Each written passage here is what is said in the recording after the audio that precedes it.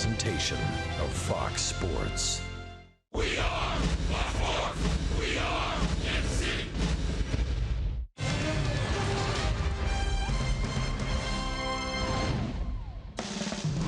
Royals baseball from Kauffman Stadium tonight. Game 2 between the Royals and the A's after Oakland won last night 16-3. Royals baseball is presented by Academy Sports and Outdoors.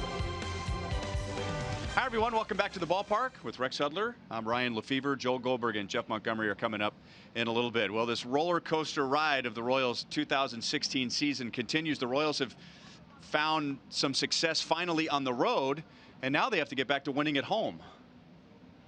Yeah, I know. It looks like you found a new clothes of the year yourself. I didn't you are pick styling, it up. partner. You are styling. They're going to find somebody to drive the bus. Believe it. Their backs are against the wall, but they can't afford any more losses right now. They're going to have to find a way somehow to win a game, and they can do it with Duffy on the hill.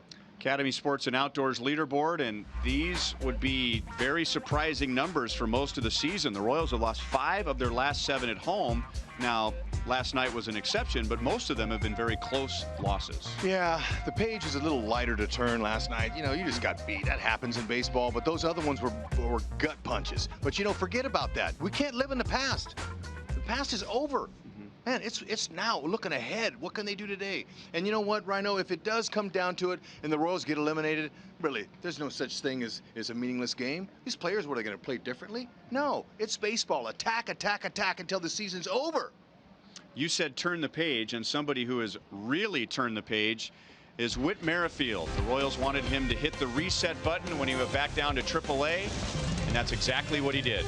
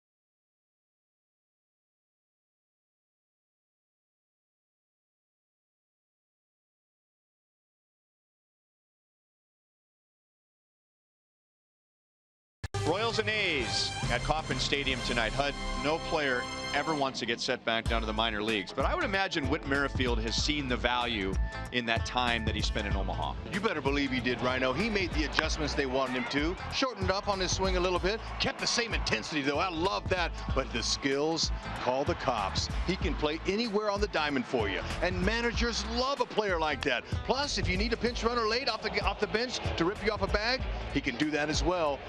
Whitley is here to stay.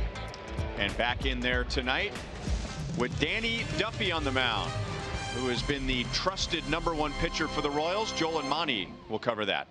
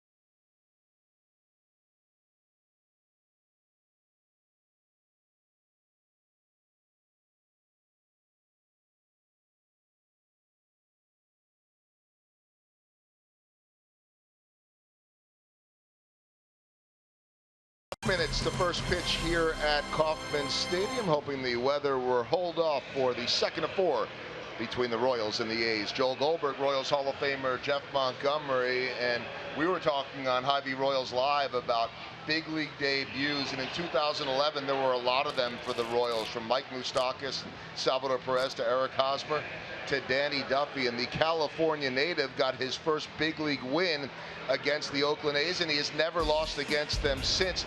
But Monty, how is he different now from back then? Well, I think now he has over 100 starts under his belt. He's a guy that understands what it takes to be an effective starting pitcher. We know he's done well in the pen as well, but Danny Duffy is an outstanding starting pitcher because he now has the ability to throw that power breaking ball, the changeup, as well as a fastball. So a very well-rounded starting pitcher now, and a top of the rotation guy. And if you look, one thing that these guys are responsible for doing is stopping after a loss. Last night the Royals lose. They go to Danny Duffy 6-0 when starting following a Royals loss. So hopefully tonight that'll do the trick. And that, among other qualities, is what makes Danny Duffy our Honda most trusted player.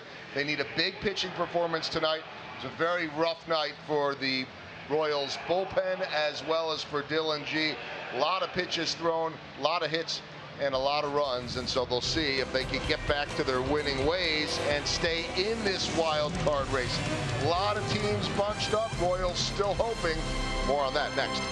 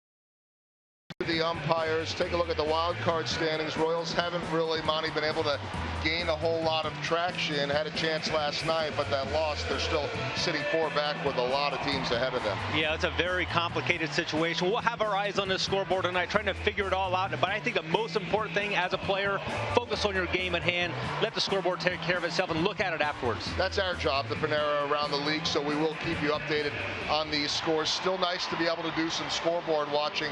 Mathematically, if you're looking at it, they need a lot of help.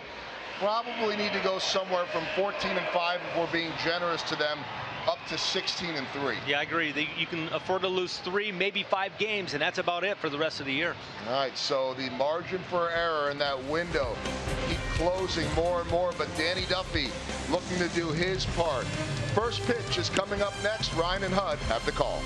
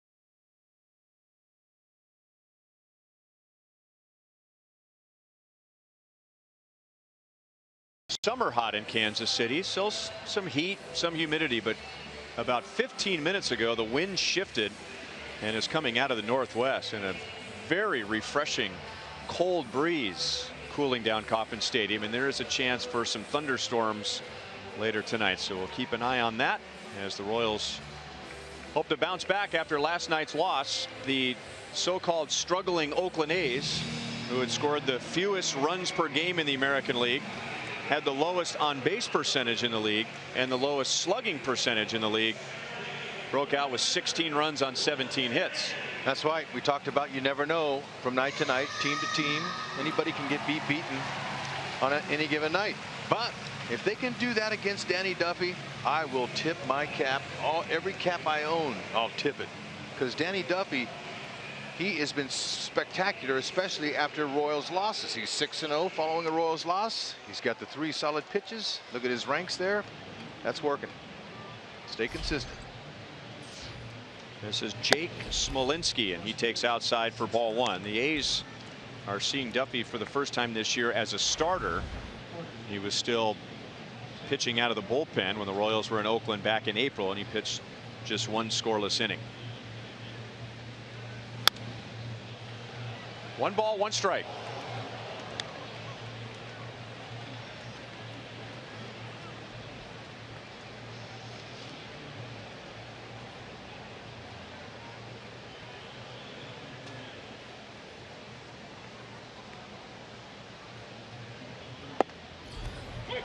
And the count 1-2 is actually a good start last night for Dylan G. He had to work around some base runners, but he began with 2 scoreless innings. He gave up 3 in the third, and then the Royals came back with 3 in the bottom of the third. But the game really changed beginning in the top of the fourth. Little pop up, and Hosmer comes in from first, and there's one down. Royals defense, sponsored by Ford, one of the best in the league for sure. But we're watching a very athletic left-handed pitcher. Duffy does a great job. He's got 5 pickoffs. That's the most in the American League. He'll pick you off at first with his step-off move, and he's got a terrific spin move. And lots of times he'll pick that runner while he's trying to steal third and get him. So he's got nice skills, fills his position well.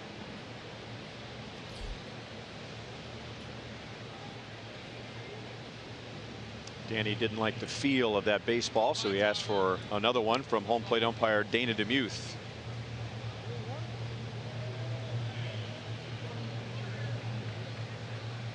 Supposedly all the balls are rubbed up the same, they are wound the same, but when a pitcher gets it in his hands and starts feeling for the seams and the leather portion of the ball, sometimes one baseball feels a little different from the other, and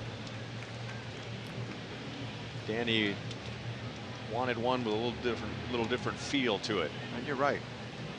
Some people probably think, come on, the ball's all the same. They're not. And they're all rubbed up by that Delaware mud before the game, and they all have a little different feel to them. The colder the weather, the slicker the leather is on there. It's a little bit harder to grip it, but this weather's perfect tonight. The thing about Danny Duffy that makes him so tough is that he throws all 3 pitches from a slide step. Okay, he comes set right there to eliminate any kind of extra movement, but his timing, the way he throws those hitters off and throwing those different pitches, really can be tough. Sneaks right up on him. Fastball, slider, change. Change up this year's been really good for him. They're only hitting 164 off of it.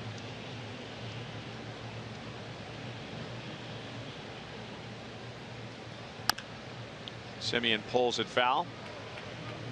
He had one of the 2 3-run home runs for the A's last night. Chris Davis had a 3-run shot in the third, and then Semien with his 24th home run of the year, a 3-run blast in the 6th.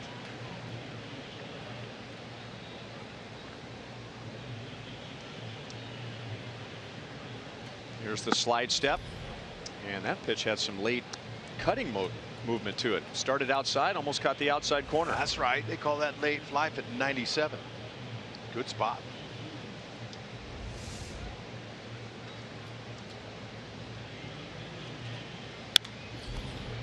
Now this is some of the times Duffy has troubles with his pitch count is because of what Semien's doing right here. He's fouling off a lot of pitches. It's important that he can do that. Now the lefties, I mean the Oakland A's aren't handling left-handed pitching very well this year. Their average is 13th in the league. It's 244 average. And a fastball up and away, strikes out Semien. And those left-hander, or excuse me, the Oakland A's against lefties have the worst record in baseball at 15-23. So on paper, you would think that Duffy could tame these guys. But there's the high changeup. Yeah, I take that back. That was a changeup. Semien, with the pitch up, swung through it like it was a fastball.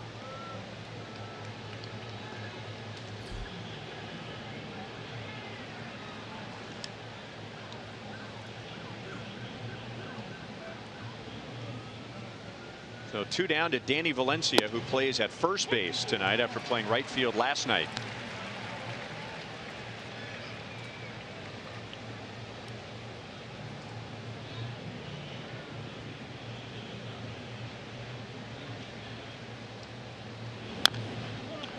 Oh, 2. Valencia has a nice average at 327 with 6 of his 16 homers against lefties. He's done a pretty good job against southpaws. Versatile. Showing what he can do. He played a little bit first, third. Played the corner outfield. He's got some pop. See that how he quick pitched him out of there? That's one of the deceptive moves that Duffy will do from that position there. There's nobody on base. He doesn't have to come to a stop. So he just goes right into his delivery, and that hitter's a little bit rushed. Gives him something else to think about when they're up there. 2 balls, 2 strikes. And it's something, frankly, he couldn't do if he was pitching out of the windup. You're right. It'd be much more difficult for him to speed up his motion if he was pitching out of the windup, but it's another option for him with nobody on base and pitching exclusively out of the stretch. Changeup. So 3 up, 3 down, an infield pop-up, and back-to-back strikeouts, both with changeups. Duff looks tough tonight.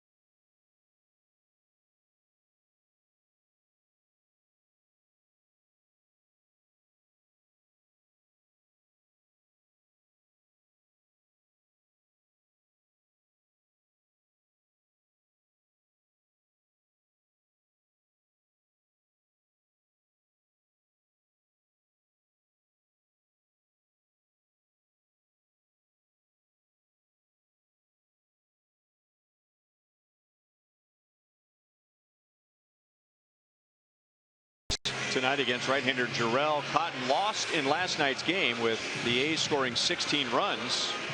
Was the Royals offense only had 1 hit after the 4th inning last night with the lefty Ross Detweiler starting, and the Royals scored all 3 runs against him. The bullpen pitched 5 scoreless innings, and now taking a look at the 24-year-old Jarrell Cotton, who's making just his 2nd major league start. Came up through the Dodgers organization and was traded over to the A's in a deadline deal that sent Rich Hill and Josh Reddick to the Dodgers. What can you tell us about Jarrell Cotton? All right.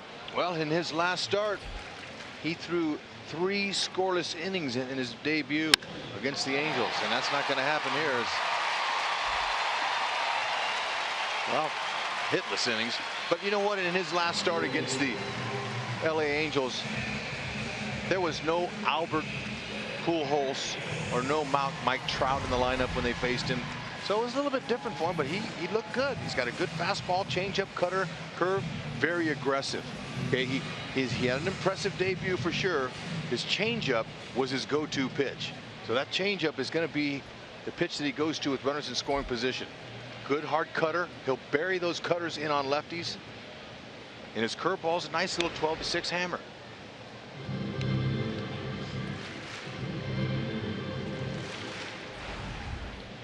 So there's the big league debut. As Hud said, did not allow a hit until the 4th inning. He took a shutout into the 7th inning before giving up a home run to the Angels' C.J. Cron,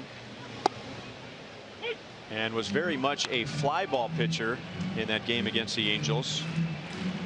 He got 8 pop-ups or foul-outs.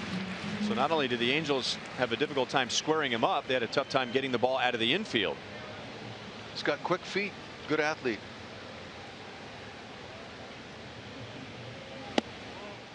He's got a little slide step. Sometimes when you're young and you're slide stepping in the majors for the first time, you're going to leave that pitch elevated. Sometimes your lower half gets out ahead of your body and your arm drags behind you. Leave it up, just like the pitch Dyson hit, although that was from the windup.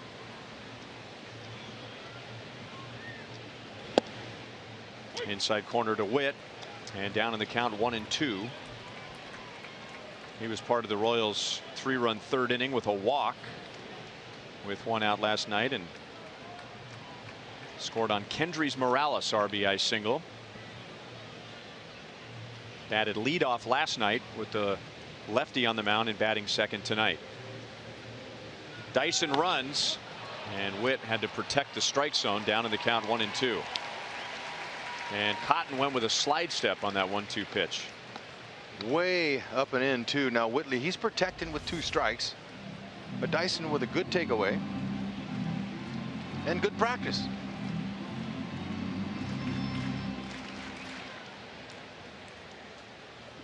Stephen Vogt has thrown out 20% of runners this season, 11 for 55.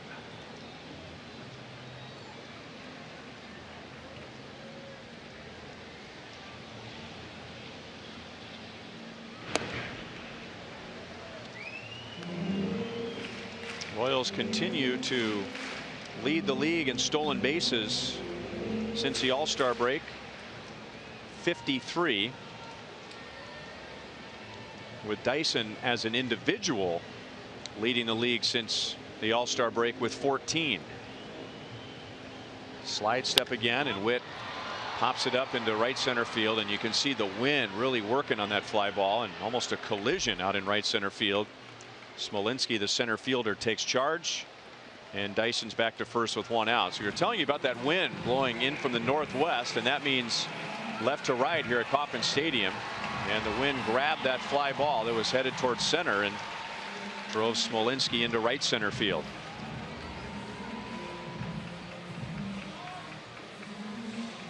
So he's able to effectively get Merrifield out with his fastball. That fastball is low to mid 90s. Average is about 92.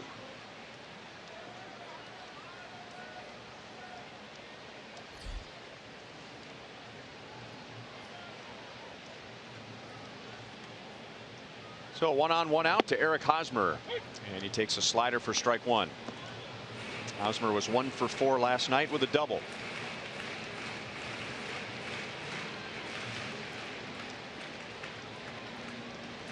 When you've never faced a guy before, you would think the advantage goes to the pitcher. I always did. But I talked to a few hitters, and not many of them would tell you that they had the advantage. But I remember Garrett Anderson, the Angels, left-handed hitter. He said, I have the advantage. He doesn't know my strength. And I'd say, really? Yeah, but he's throwing the ball. He's got 4 pitches. You know, that's that you've never seen before. Right. And so you can see all the video you want. You can talk to whoever's faced him that you want. But to me, the pitcher has the advantage.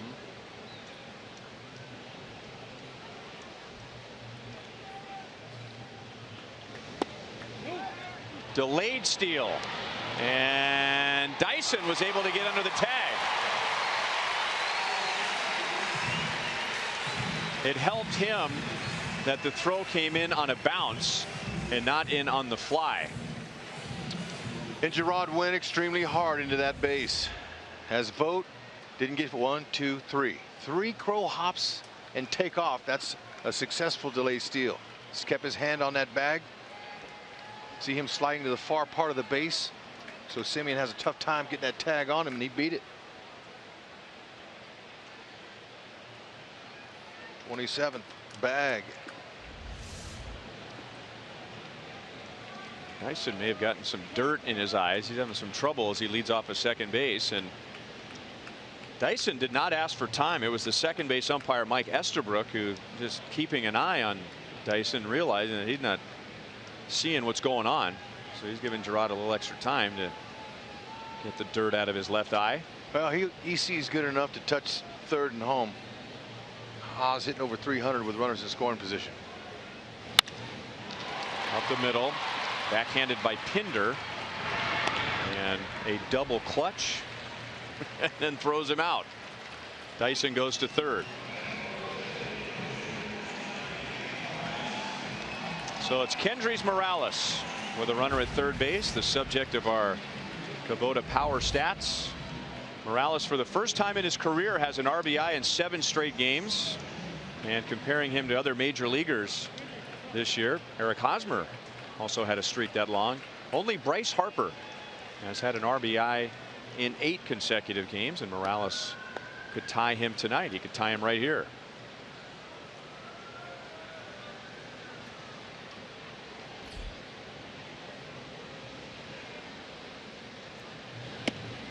changeup fades outside. That's his best pitch. Tells me that's some respect for Morales. He says, I'm not going to give this guy a fastball. And he missed. Now, at 5'11", Cotton is 195. Doesn't have the height for the downhill angle. The ball coming in pretty straight. It's not a little angle there. It's straight. Change-up fastball. Morales says, I'll take another one of those, please. Interesting to see the Oakland A's defense playing Morales straight up. No dead pull. He got another fastball, and it's down and in, 2-1. Likes to use that cutter in on the left-hander's hands. Hasn't tried that one yet. Maybe he'll come in here. Do you think this is just the A's theory on Morales, or do you think they're fanned out based on how he's hit in the second half? I think that almost everybody has been playing him with 3 infielders on the right side. Well, obviously, Ron Washington has seen Morales a lot in his career. Ron Washington, Texas Rangers manager. He knows all about Morales, and I think this is the stage Morales is in here. He's just at lava hot. He's saying, let's respect him. Let's play him straight up and take our chances. Because he's directing most of his hits that way towards the middle. Nice eye.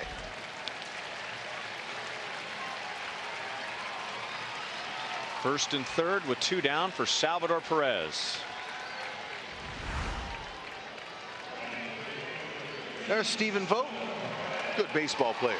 Solid catcher. You're not stealing bases off of him. You're stealing it off the pitcher. But he has thrown out 20%. Not bad. 30%. Anything at 30 or above is excellent. But the Oakland A's behind him, they've had a tough time. -65 defensive runs saved. That's last in Major League Baseball. And now the proud Papa, Salvador Perez. And he jumps on the first pitch. Eibner fades back in right field. And that's the inning. The Royals leave runners at the corners. No score at the end of 1.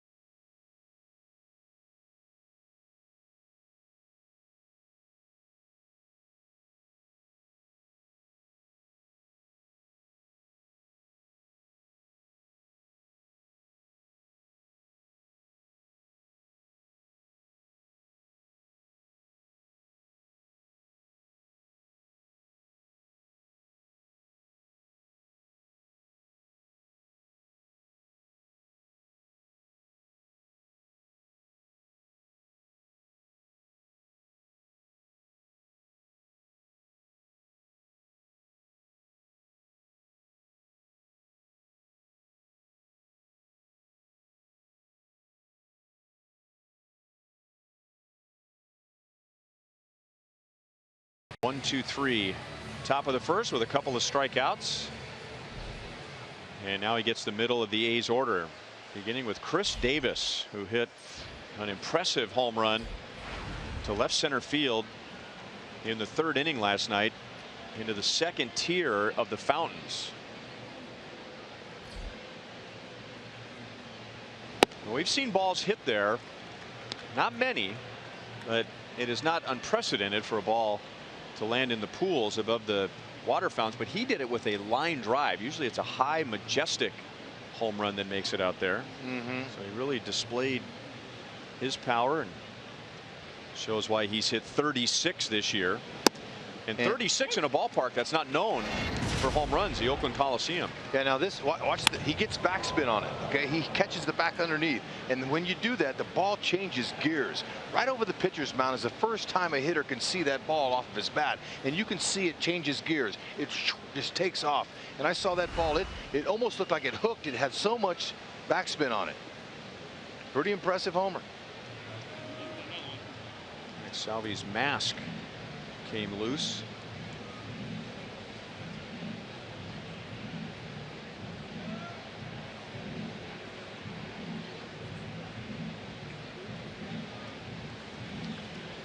And now the bat boy comes out with a new mask. Well, if he were in the minor leagues, that's what he'd have to do. Better believe it. And he probably did do that a few times in the minor leagues.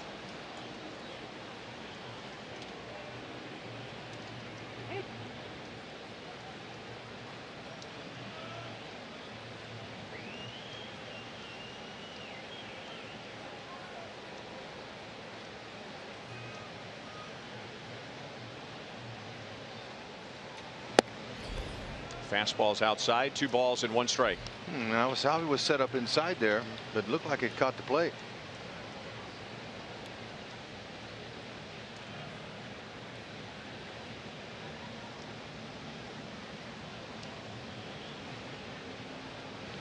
Breaking ball, and Davis with a wild swing, and with all those home runs and with that big swing, he will pile up the strikeouts. He has struck out 149 times this year. Yep, you spin the ball, upsets the timing. Good breaker.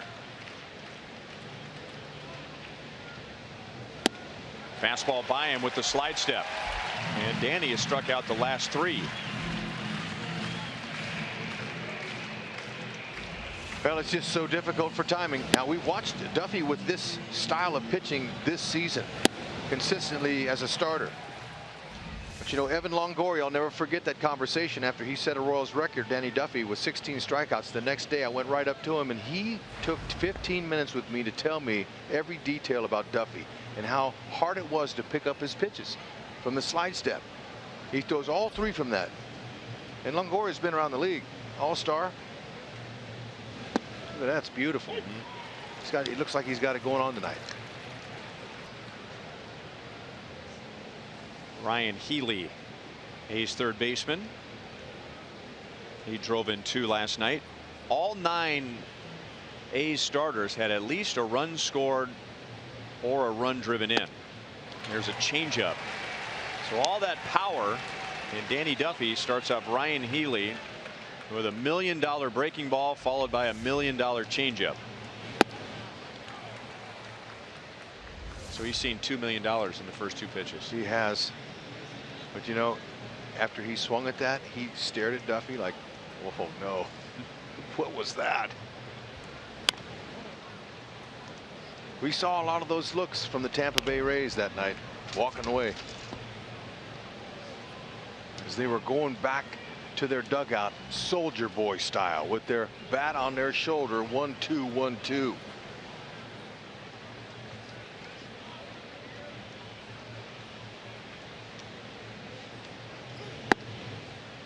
One ball, 2 strikes. You know, Hud, you bring up the 16 strikeouts against Tampa Bay.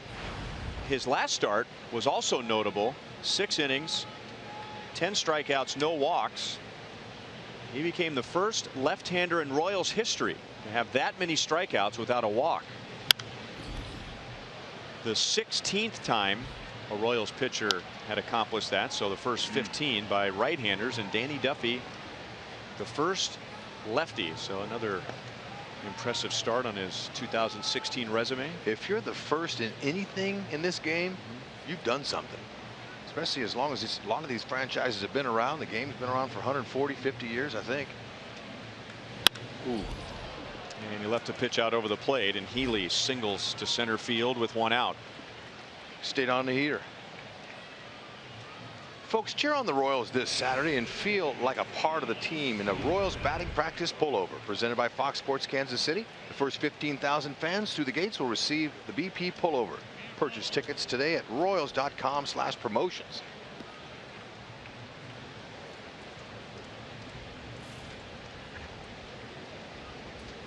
I don't ever remember the Royals giving away a pullover. BP. Yeah. Come in handy as the weather cools down.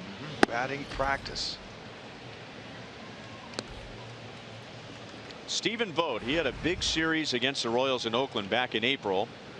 And then last night he was right in the middle of the A's offense. He reached base in his first 5 plate appearances. 2 balls, no strikes. 2 walks, 2 singles, a double, 2 runs scored, and 2 RBIs for Stephen Vogt last night as the A's designated hitter.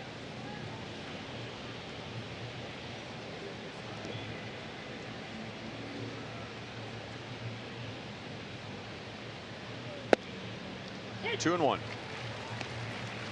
If you're a left-hander and you look at the Duffy's numbers before the game, and you're seeing that 177 with 1 home run allowed, you're saying, ooh. But then the way these guys are, the way their pride is, they're saying, oh, I'll be the guy who hits the second homer off of him. That's just how they are. At this level, you have to have that pride in your game and confidence. 1 hop to Witt.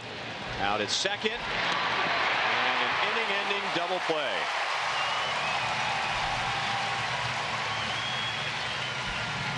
Well, that's a good start, keeping Stephen Vogt off the bases. First man sure, second man quick with a tremendous hose. Got him.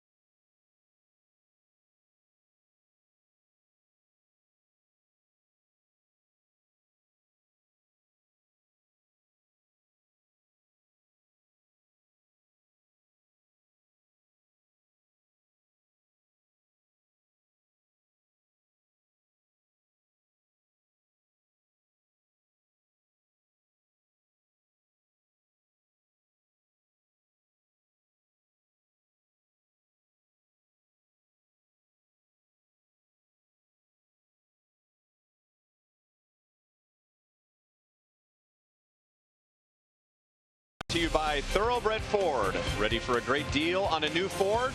Then it's time to go to Thoroughbred Ford. That looks like a thunderhead. Chance for thunderstorms beginning at about 8 o'clock. Hey, dig yourself, partner. I agree with you, ma'am. That's a sympathy sign. I appreciate it. What do you mean, sympathy? I mean, it's not, well, because, you know, she makes signs for everybody, and especially for you. And oh, she's with King Richard. Right. That's Sam. And I appreciate the sign. That's very nice, Sam. But I think you and Joel guilted her into doing that. No. But I'm still grateful. Ah, come on. You're our guy.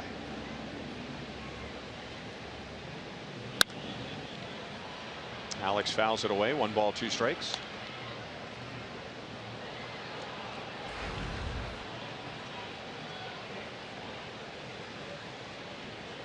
Now, I'm having a hard time reading the wind. Is it blowing out or is it coming in? Hard to read those flags out there. It's right. starting to blow in now.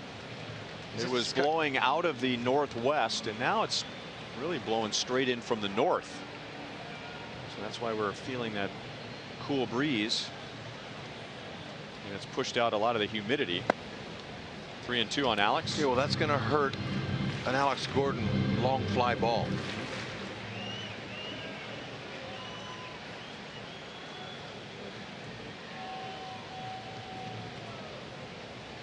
Gordon, Cuthbert, and Escobar coming up in the second inning.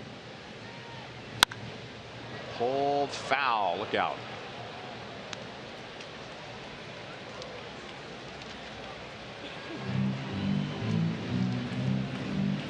Nice crowd here tonight. It was a bit of a late arriving crowd last night as fans are readjusting to the 6:15 starts during the week, but we had 31,000 here for the Royals and the A's. It's T-shirt Tuesday. Hit right to Pinder at second base. One away. These folks wanted their Bo Jackson T-shirt. Jarrell Cotton, born in the U.S. Virgin Islands, St. Thomas, moved to Virginia when he was 16 years old. And we were talking last night, remember, about players that scouts really can't see right now what they are, but can project what they can be. He was a 20th round pick of the Dodgers. And maybe that had something to do with his size or lack thereof, as you were talking about, but became a big prospect in the Dodgers organization. And Jarrell, along with two others, came to the A's in the deal for Josh Reddick and Rich Hill. Fouled back by Cheslor Cuthbert. No balls, 2 strikes. Cheslor was 1 for 3 last night.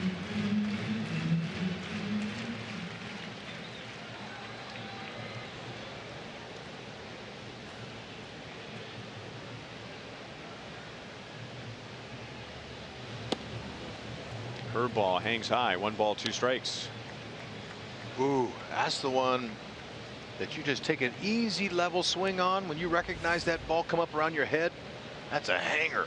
Ooh, those balls leave the park in a heartbeat. Chester will make a little mental note of that pitch there. Don't want to miss that one.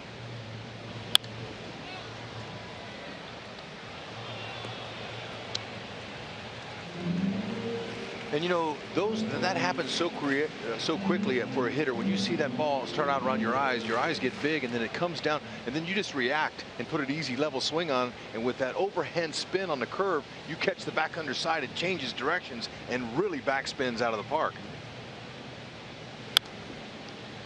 High changeup is fouled away.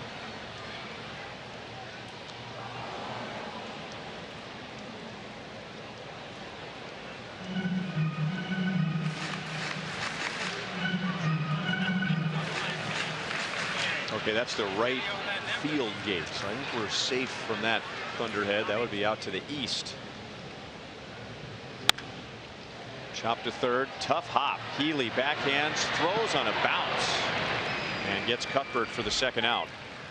Ooh, man, Healy, he made an impressive play last night on Paulo Orlando on a ball he had to go back on. This kid, look at his, watch his quick stroke, his throwing stroke. Watch him. He didn't really have a chance. He's just going to quickly get it over there. Stays on top, because if you go on the side, it's going to sail. But on top, gives a little truer angle to first. Good play, good pick by Valencia. And he's the reason Danny Valencia is over at first base and not at third base.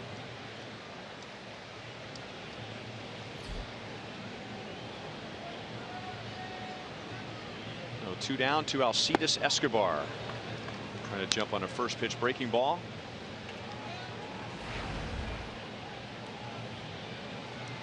Esky was 1 for 3 last night.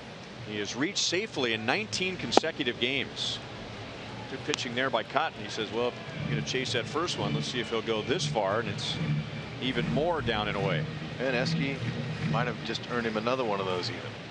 See that last 19 games. You got to look this guy up. He'll give you a heater.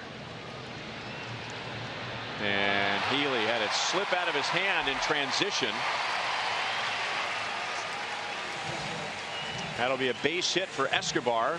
Would have been a tough play even if he was able to transition cleanly. And Escobar's on with 2 outs, and now he's reached in 20 straight games. Very nice.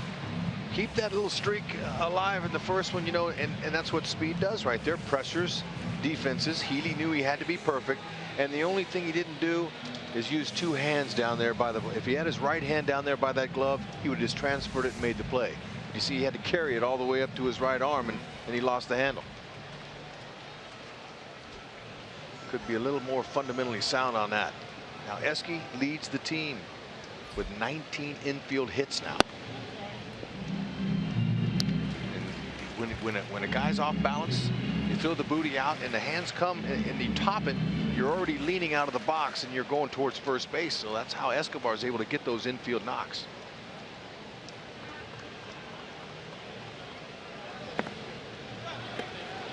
Vogt lost sight of the ball there for a moment, but recovered quickly. Escobar thought about it, but holds it first. 2-0 on Paulo Orlando.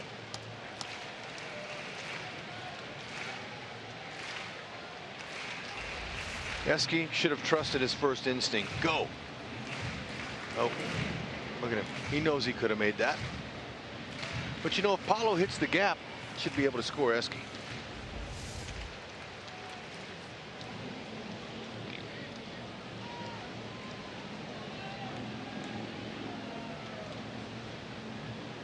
Escobar does not have a threatening lead at all, and yet Cotton is suspicious and throws over. Good running spot here. Good speed at first. And if Escobar is thrown out, Paulo wouldn't be a bad guy to lead off the next inning. Not running. And it's grounded foul outside of third. 2-0. Hard to wait. Never faced a guy before. That's a good fastball count. You see where the guy has a good aggressive high fastball. He couldn't wait. He jumped out and pulled it. Paulo does a good job of waiting.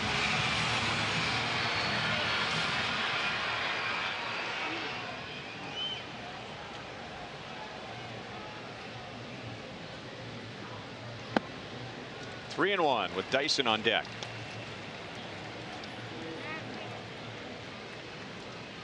Send him here. You know what? Why not? Rusty's over there in his ear. He's saying, look, if something happens and they throw you out, Eske, and they're not gonna, Paulo's leading off next inning. Good opportunity. Let's see if he tries it. Nope. He is not. Is he and not? Now he will be. Paulo, he gets his share of infield hits as well. He's second behind Escobar with 18 infield hits.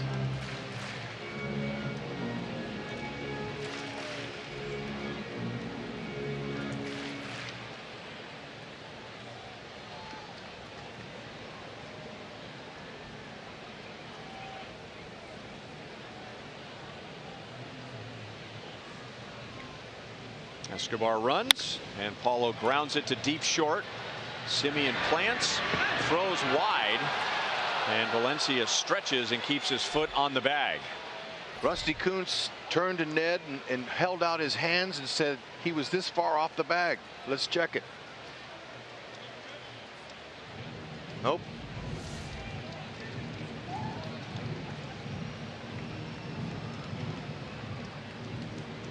Well, he was right there. Look at Rusty. But he'd already caught the ball. Right.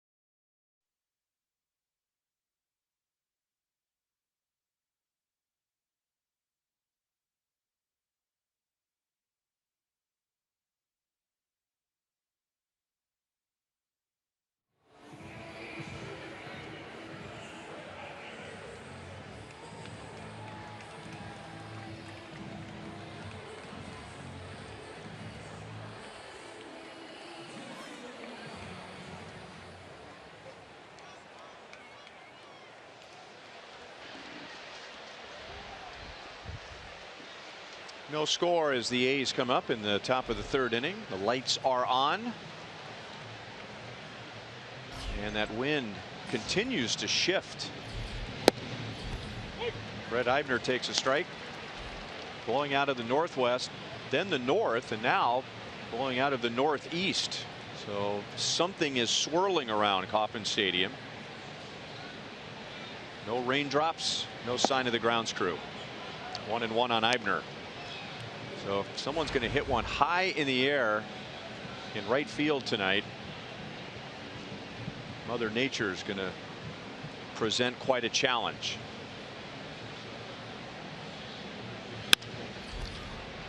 Merrifield was guarding the middle and takes care of Eibner. If the Royals win tonight, it would be a milestone for Royals manager Ned Yost, who began his managerial career with the Milwaukee Brewers. He won 457 games there. He is the all-time winningest manager in Royals history, 542 here. So you add that up, that's 999 career wins. So a victory tonight, and that would be 1,000 for his career, and he would join this list. Our Toyota League leaders, active major league managers with at least 1,000 wins. There are 6, from Bruce Bochy with the most to Clint Hurdle, who is the most recent member of the 1,000 win club. The one-time Royals can't miss prospect Clint Hurdle. Pretty nice group of guys to be in. Line shot, hang with them. Renato Nunez, who made his big league debut against the Royals last night. 2 down. Last year, Ned passed Whitey Herzog to become the Royals' all-time winningest manager. Yeah, it's been an incredible journey for him. He's very humble, doesn't want to talk about it. You know, he'll just say thank you and move on.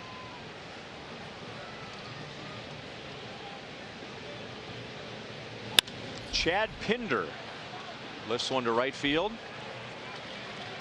Paulo Orlando makes the play, and a very quick top of the third inning, as in 6 pitches.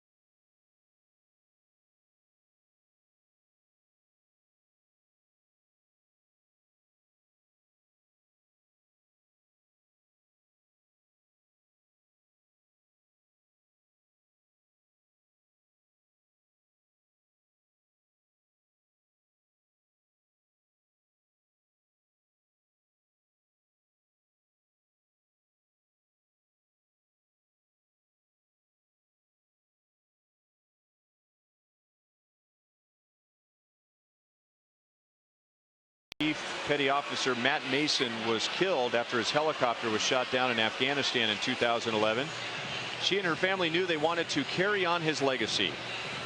The decorated veteran loved training for and competing in triathlon, so in his honor they started the Cowboy Up Triathlon, which has raised over $100,000 for charities and scholarships in its 5 years, especially for students at MCC Maple Woods, the same school where Matt played baseball, and Jessica is sitting in the Buck O'Neill legacy seat at tonight's game. Oh, way to go, Jessica. Those 3 boys are lucky to have you. Yeah. Good looking. One of those boys, or maybe all of them, we could see someday out here, Rhino. And they're so under control and well behaved. How about that? So it's possible. Are you telling? I'm saying it's possible. With their smiles. Oh.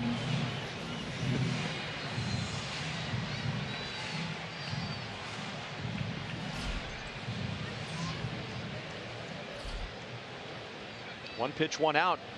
Jarrod Dyson's been very aggressive with Jarrell Cotton. He's singled on the first pitch in the first inning and now pops out on the first pitch he sees in the third. And now it's Whit Merrifield jumping on the first pitch. He takes an aggressive turn around first and holds with a one-out single. Whit is 1 for 2. Well, Chris Davis doesn't have a good throwing arm. And the way Whitley took out of that box, I thought he was going to challenge him there. You know, sometimes you got a guy that's just not a good thrower. You just never stop. They would have had to make 2 throws to get Whitley there. To Davis's right. Now he's checking it out, hits the back and looks up. Decided to put the brakes on, but he's probably thinking to himself going back to the base, if I kept going, I probably could have made it.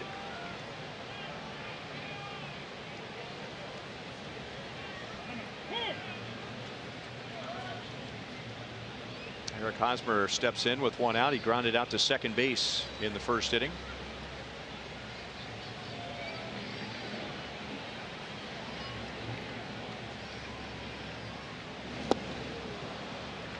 We mentioned this last night, all the talk, and rightly so, about how hot Kendrys Morales has been. But these two have been a pretty dangerous tandem over the past week to 10 days.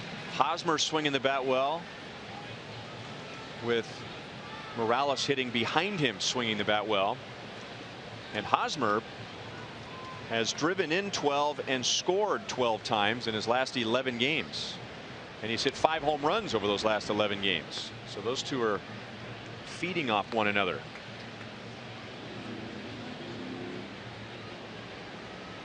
And that was a struggle in the first half. The Royals had individual hitters who were hot at different times, but they rarely had 2 guys back to back in the lineup that were hot at the same time.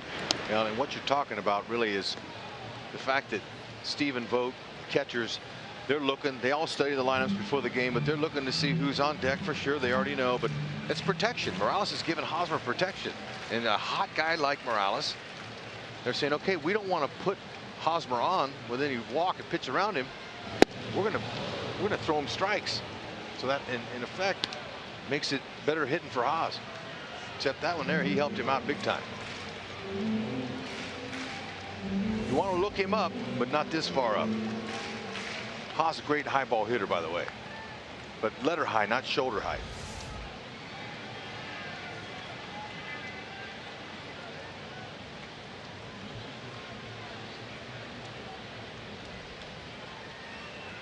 Whit Merrifield got the best jump of his life. He'll be at second base with 2 down as that ground ball led Valencia right to the bag. Oh man, too bad Haas didn't see this.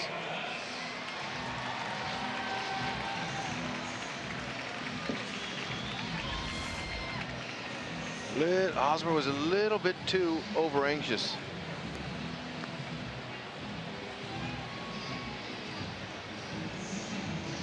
So second time in 3 innings that Morales comes up with a runner in scoring position. Cotton pitched him very carefully in the first, and Kendrys took a walk. Threw him a first pitch changeup last time up. And now first pitch breaking ball.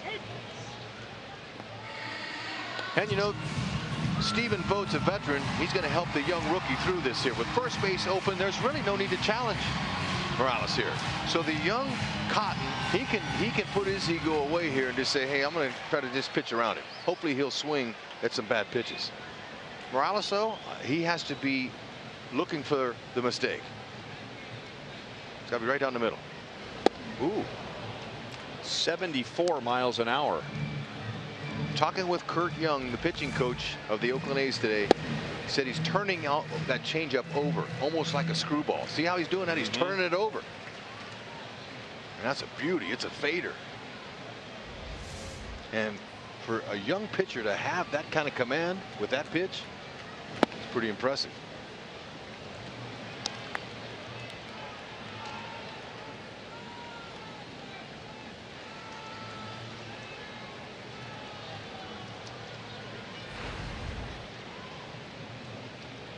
Righties facing right-handers, not bad. Power-wise, he's seeing more righties. He's got more power. Not seeing as many left-handed pitchers. Is that the screwball again? Sure was. Now we haven't seen him throw it until now. Second time through, we're starting to see more of it. First time through, he used high fastballs, curveballs, and cutters. And this is what typically a pitcher will do when you hope to see a lineup 3 times through. Mix them up, but don't show them till you have to. Oh man, so much for pitching around him. The 3 strikes he threw Morales were 74 miles an hour, 74 miles an hour, and 76 miles an hour. Hold the string.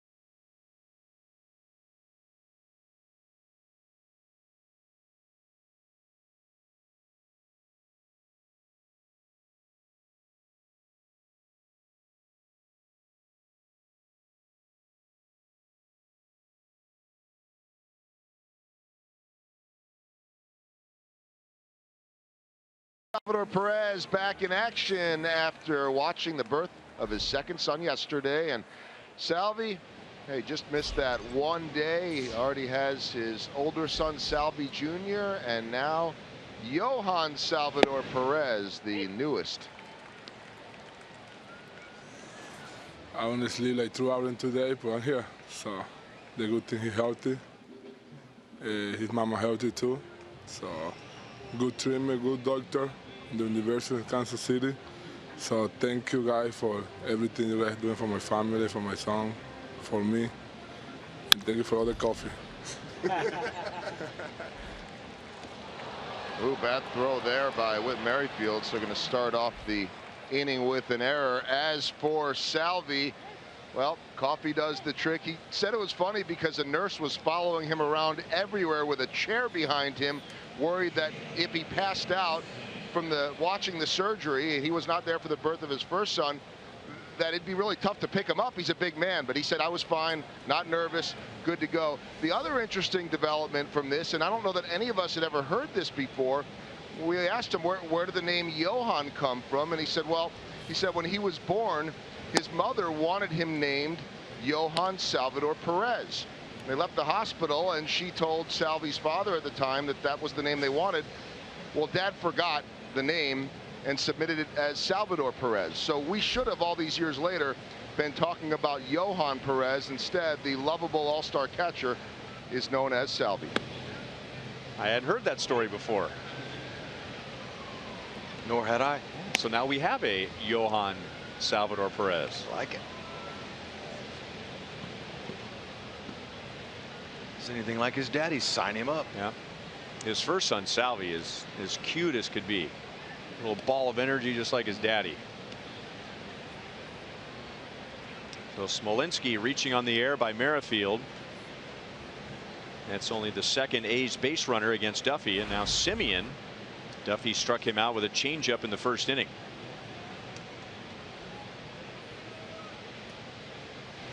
You know, another thing about Duffy is if you go through his lines individually, they look pretty similar.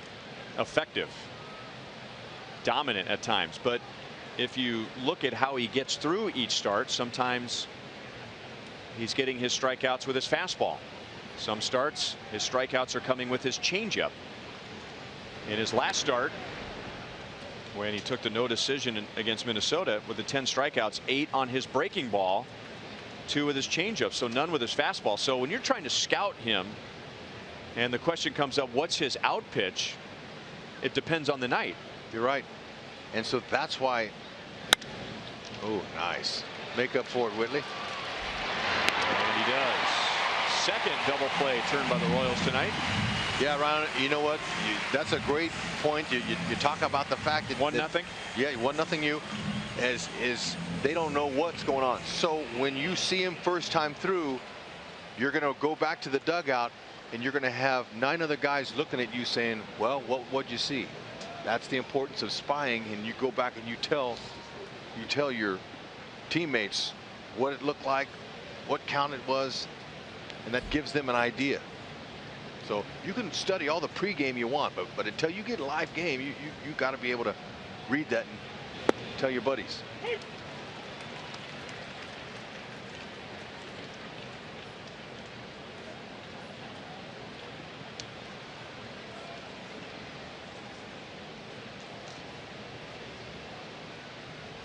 No balls, 1 strike. No balls, 2 strikes.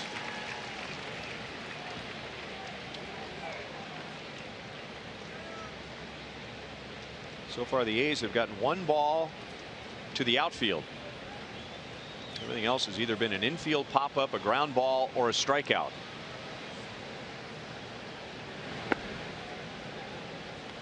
One and 2.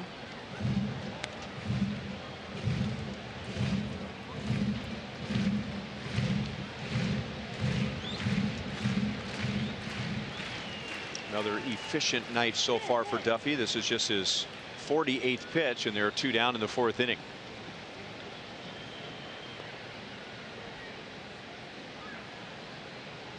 Look at these young looking Royals lately, shaving off all the beards. Yeah, going high and tight with the haircuts. Tighten it up.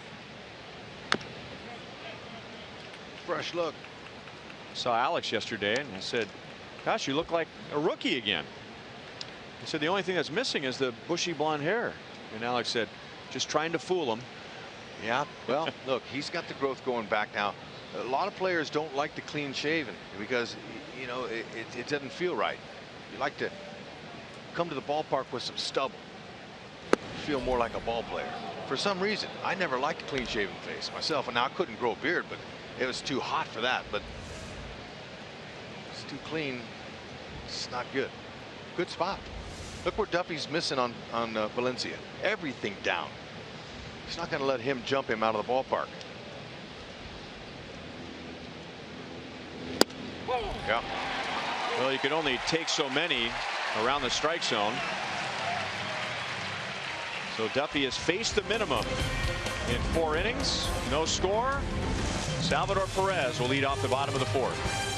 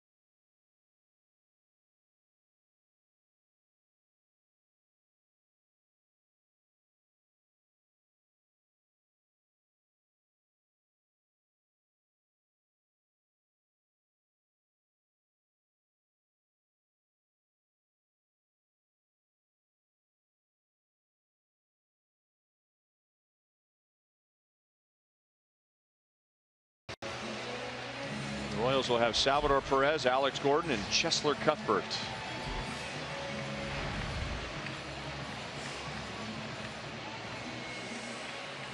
Salvi flied out to right field with 2 on, 2 out in the first inning. Royals have stranded 4 in the first 3 against Jarrell Cotton, making just his 2nd major league start. Tell you what, now that last inning, Jarrell Cotton breaking out that little screwball changeup. That's an equalizer right there. And he throws that to both left-handers and right-handers. So look for the fastball.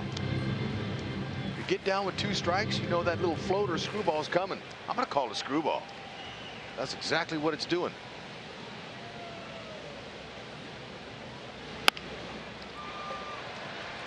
Simeon to the hole and has time to get Salvi. 1 away. Well, it's been a tough year in Minnesota as a team. Our T-Mobile greater coverage of baseball. The Twins have had Brian Dozier to cheer on. His 40th home run last night. And these are second basemen with at least 30 home runs this year. 2 guys on the list. I don't think anybody would have predicted these numbers. These are the home runs for Dozier as a second baseman. And then Rougned Odor hitting 30 for the Texas Rangers. He takes gangster hacks. That guy Odor. He's a beast.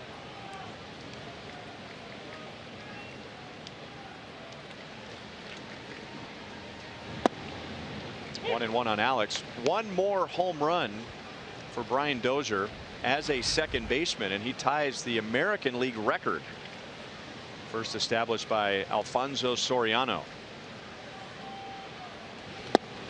Ooh, There's man. that screwball. That's right. And it's 1 and 2. Exactly what I'm calling that. Forget the changeup. Look at this action. You know, he turns it over. Beauty. Change of speed's enough, but the fact that it's fading away like that, it's really upsetting the timing of Alex Gordon, and it did Morales last inning.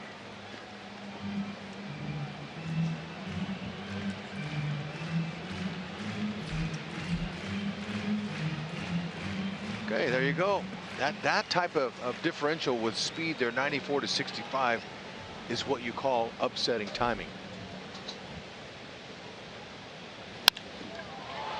Shallow center field, and the wind will knock it down, and Smolinski makes an acrobatic tumbling play to take a hit away from Alex. That Smolinski guy, I like him. He's aggressive. He plays hard. He's physically tough, hard-nosed player. He's already got his uniform dirty, and he's a gamer. So there you go, all in one phrase. And you know what the definition is for a gamer? Make the play at all costs. No matter what the score is, whatever time you are in the game, don't matter.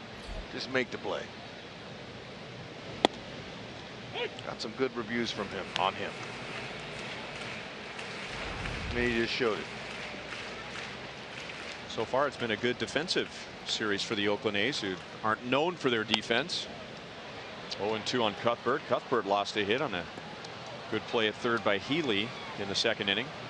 But obviously, the Oakland A's are playing up to the Royals, and they just absolutely destroyed them last night. Now it's a little different game tonight, but you can tell with the defense and how tight they are that they're playing this game like it's a serious pennant race for them. And this is why it's dangerous to face teams like the Oakland A's that are last, have nothing to play for, but spoil.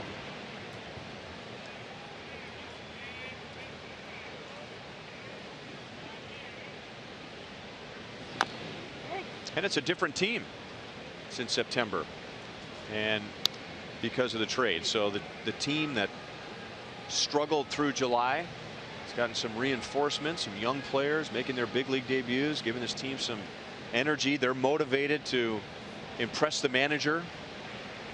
Exactly. But not just players on your own team trying to impress your own brass and your own front office. It's the opposition.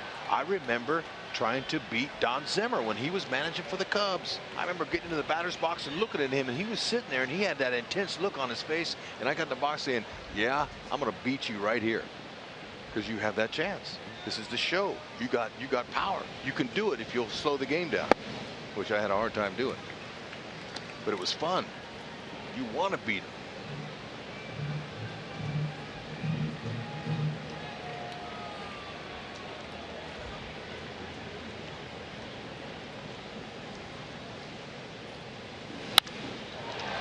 Now Smolinski has to go back. It carries on him.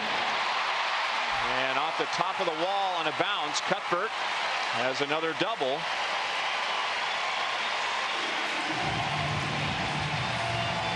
That's his 17th in the second half. And with that wind blowing in, he crushed that. That ball's on the outer half. Nothing wrong with the location there. I mean, you know, it caught some of the plate, but Cuthbert powered through it. Smolinski got a great jump, good break, went straight back on the ball. But look, she better check Smolinski for tracer burns over his forehead. That ball was tattered and battered. Could probably hang a week's worth of Goldberg's laundry on that liner. Believe that. At least. At least. Hit the base of the wall.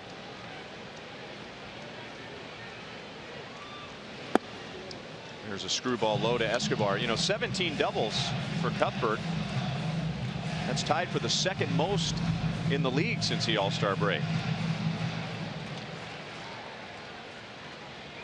So it's been a while since he's hit a home run. In fact, exactly 1 month since Cuthbert's last home run, but he's hitting for some power. That screwball is chopped to short, and it pops out of Simeon's glove, and the Royals are still breathing with 2 outs. An error on Marcus Semien.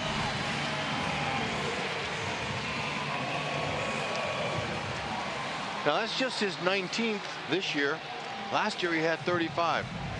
But ball came up on him and he didn't look it in. He hit the heel of his glove. That's the dead spot. Try to get that in the pocket if you can. Circled around it, did everything right. But he clanked it. So let's see if the Royals and Paulo Orlando can figure out young Jarrell Cotton. Tough spot. You're going to find errors at shortstop and third base the most, because that's the toughest positions to play. You got to negotiate that throw all the way across the diamond. And you have a lot less room for error at those 2 positions. That's right. Paulo Orlando, one of the best in the league with 2 outs. He takes that screwball down and in. Okay, now that's an excellent pitch against lefties, but my scouting report says that he throws it to lefties and righties. So you're going to have to look heater early and adjust to that screwball later. Escobar runs, no throw, and now 2 in scoring position for Orlando. That's the Royals' second stolen base tonight in 4 innings.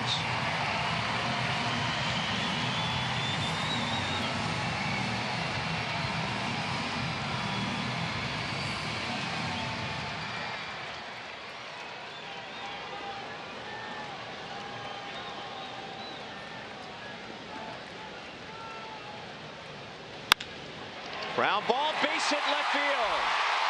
Cuthbert scores, Escobar scores, and the Royals make the A's pay for the 2-out error. Paulo Orlando comes through again with 2 outs, and the Royals lead 2-0. Big part of Royals baseball, capitalizing on the opponent's mistakes. We've seen this time after time. Postseason, World Series, they do it. A little cutter that didn't cut much, just spun. As we've been trying to introduce the cement mixer to the people, that's what that did. It just spun, and Paulo finds another hole. Timely. That's all Duffy needed, was a little bit of a lead here. And of course he'll always take more. They're going to give it to him.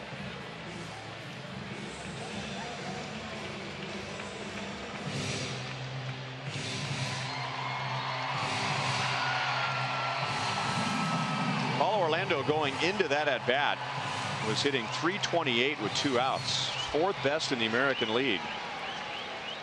So with 2 outs and nobody on, Cuthbert doubles, Escobar reaches on the air, and Paulo Orlando drives in 2. Now we'll see if Paulo runs with Gerard Dyson at the plate.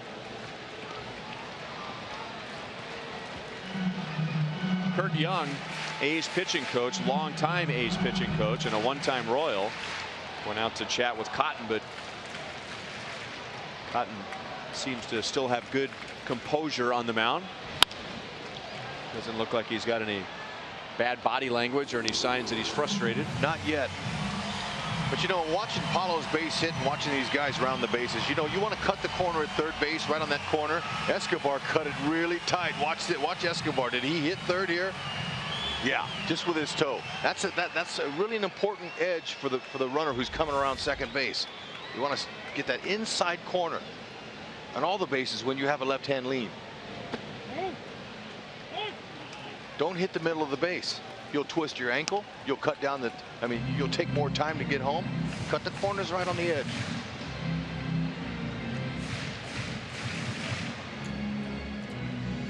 Escobar reached on the air, and he stole second base. So he got himself into scoring position for Paulo Orlando with 2 outs. Now Dyson pops it up, and Pinder is out from second base to end the inning. The air was huge. Cuthbert with 2 down, doubles into the wind in center field. And the air, the stolen base, and Paulo Orlando's 2-out, 2-run single.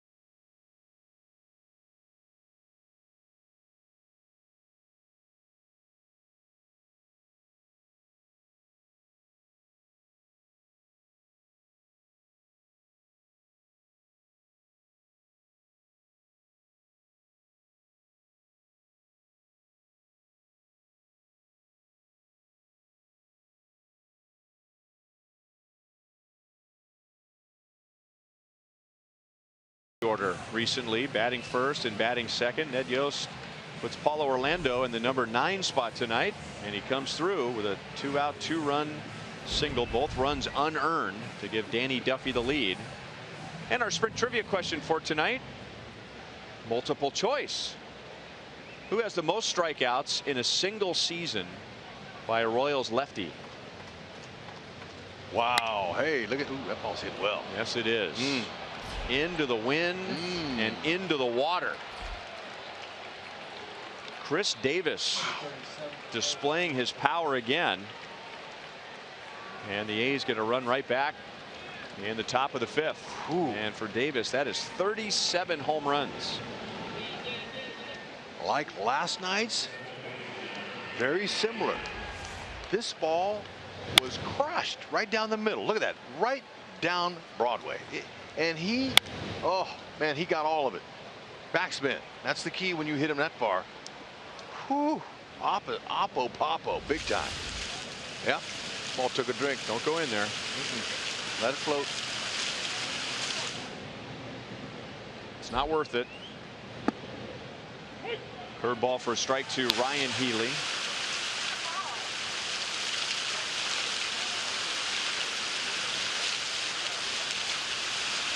Stiff consequences You jump in the fountains and try and fish out a souvenir baseball. Healy hits it to right field. Paulo fades back. Got a good read. Ryan Healy is 1 for 2.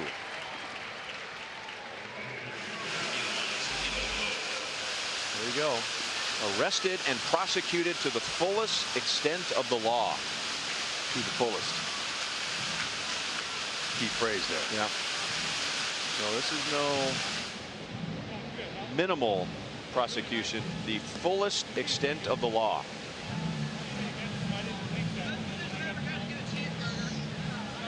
With no opportunity for parole. Really? The fullest extent of the law. Well, that's a right? little extreme. I mean, really? But you know what, though? Look, we also know in there that there's lights in there. It's very sharp. It's hazardous to your health. I'm glad that the people understand that now. We haven't had that problem here. Thank you. Public servants we are. 1-1 on Stephen Vogt. Danny Duffy got him to ground into a double play in the second inning.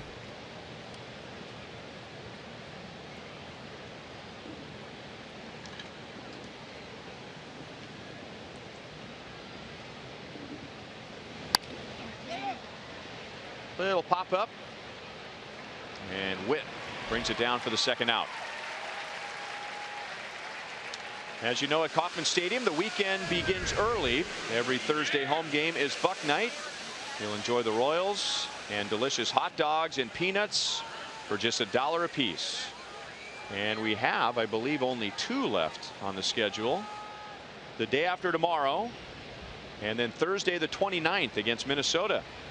So you're running out of time. Get those tickets at 1-800-6-ROYALS or online at royals.com/promotions.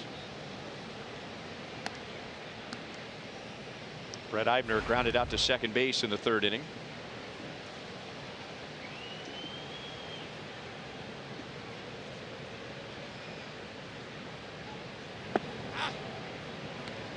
Two and 0.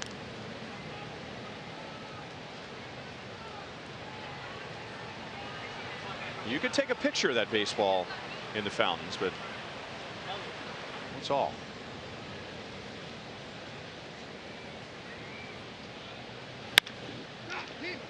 Right to Merrifield. So Duffy comes back after the home run and gets the next 3 A's.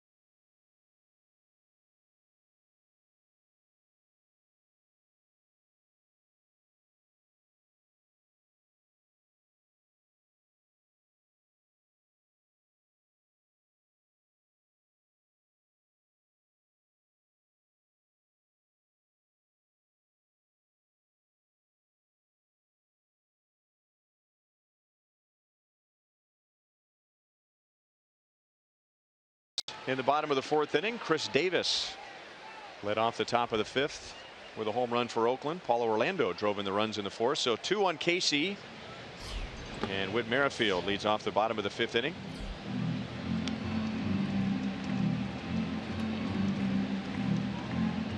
Witt is 1 for 2 against Jarrell Cotton, who has given up 2 runs, 5 hits.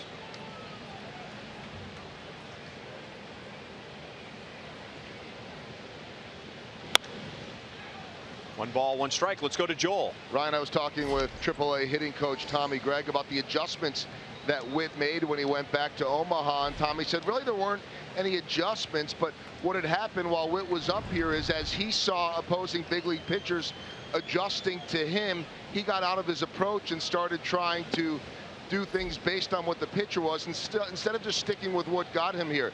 Instead of sticking with his strengths, he was trying to play towards what the pitcher was doing. So he went back down there, got back to his approach, gained his confidence back, and stuck to his plan. And Witt telling me today that, you know, I felt like the first time I was here, I had to prove myself to everybody. Now I think they know what I can do. I'm just going out there and playing. And that's a good place to be mentally. Especially when your name's in the lineup with regularity. You love that. You know you're coming to the ballpark feeling pretty good.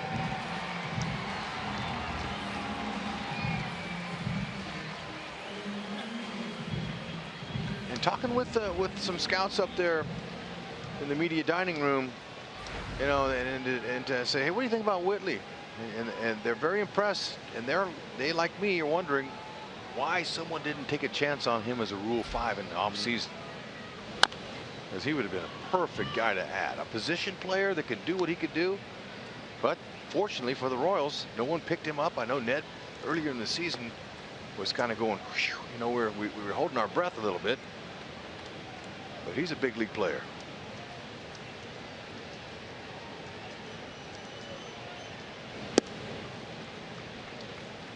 When a player signs as an amateur and becomes a professional, teams can keep them off the 40-man roster for only so long. You only have a few years until they have to be protected by the 40-man roster. Then a team has to make a decision whether they want to so-called protect him by putting on the 40-man roster, or if he's left unprotected, not on the roster, then another team can draft him away. And 29 teams passed on Whit Merrifield this past offseason. And it might have even been the last 2 off seasons. Drafted out of college, and there's one of the best Rule 5 picks in history, Joakim Soria, coming to the Royals.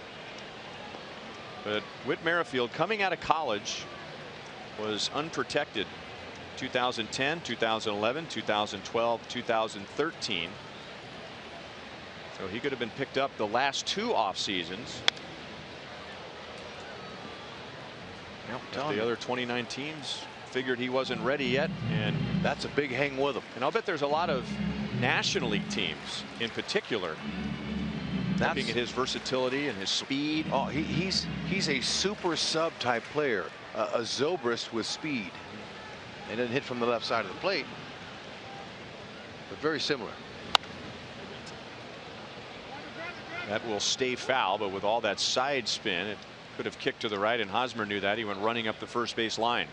Okay, Hosmer loves the high fastball. He caught one and just hit it foul. He's looking for that pitch. That's his pitch to hit homers. He likes to go to left field. Wind gushing in from right. Why not, you know, why not just look up and away on that? Especially, it'll keep him on the changeup here down in the count 1 and 2. Think opposite field. Don't try to jump out there on him. Haas has got a pretty good at-bat going here against him. Get that pitch count up.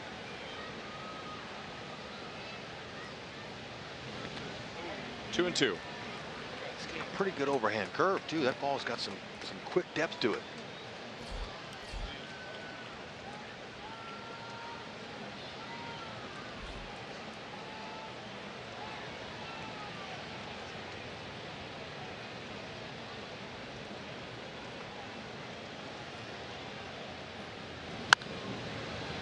Had a play.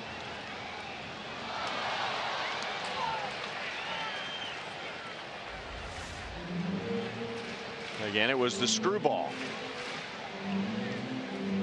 Took a shot at it. You see Hosmer looks like he's holding his breath. Remember, for the last couple of years, you and I would look at each other and go, what's he doing? Is he And I finally asked him about that, and he said it's hereditary. My mom does it. Missed it. Good try, though. That's a good AB. 2 outs.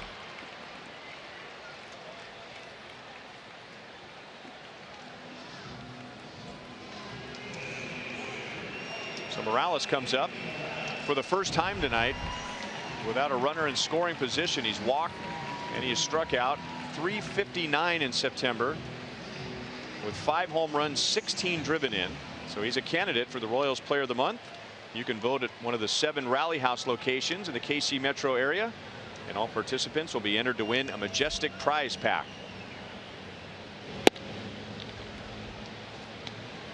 Third time up for Morales, facing Jarrell Cotton.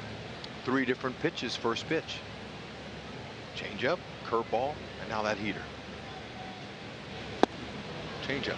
Doing a nice job pitching to a red-hot veteran. This is a rookie. He's not pitching like a rookie. Making just his second major league appearance. Good composure.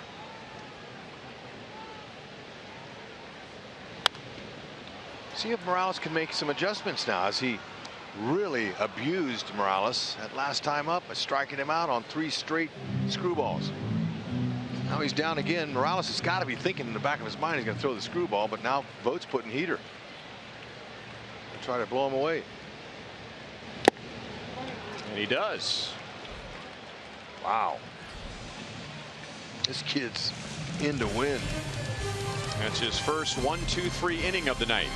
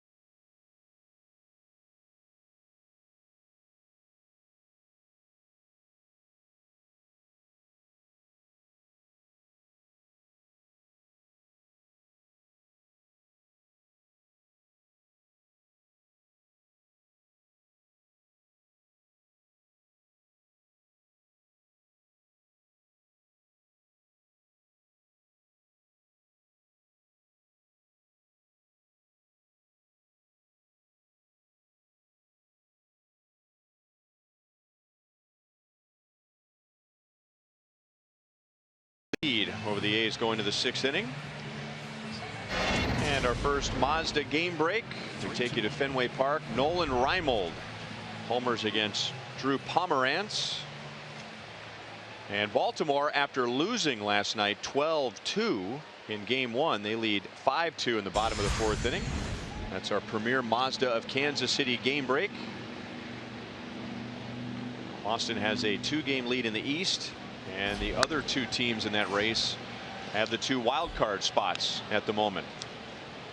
Toronto with a 1-game advantage over Baltimore, followed by Detroit, New York, Seattle, Houston, and the Royals. All but one of Boston's remaining series this year are against wild card contending teams. So we'll be keeping a close eye on them the rest of the regular season.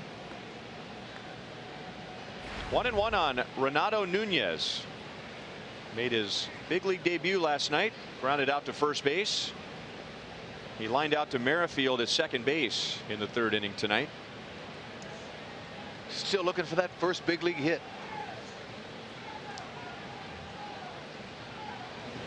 And he has a big rip. We saw that last night. a swing he's really had to work hard on cutting down on, getting closer to the big leagues. And we mentioned to you last night when he came up that he is from Valencia, Venezuela, the same as Salvador Perez.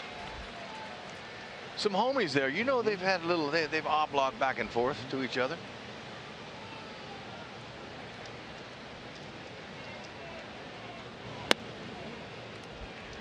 Two balls, two strikes.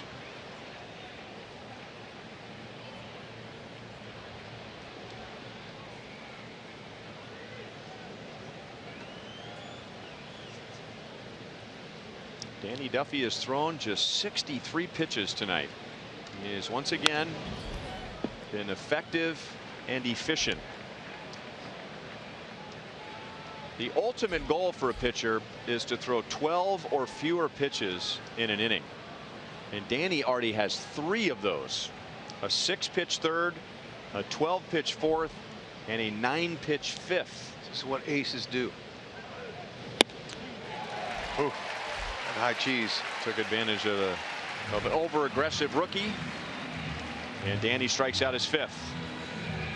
Hey students, hang out with your friends at the K every Wednesday home game for only $10 with your school ID. Plus enjoy a happy hour special at the Boulevard Grill concession stand as you listen to live local music on the Outfield Experience stage before the game. There are only 2 student nights left of the season, so be sure to visit Royals.com/student night for the full list of bands and for tickets. See you here tomorrow night.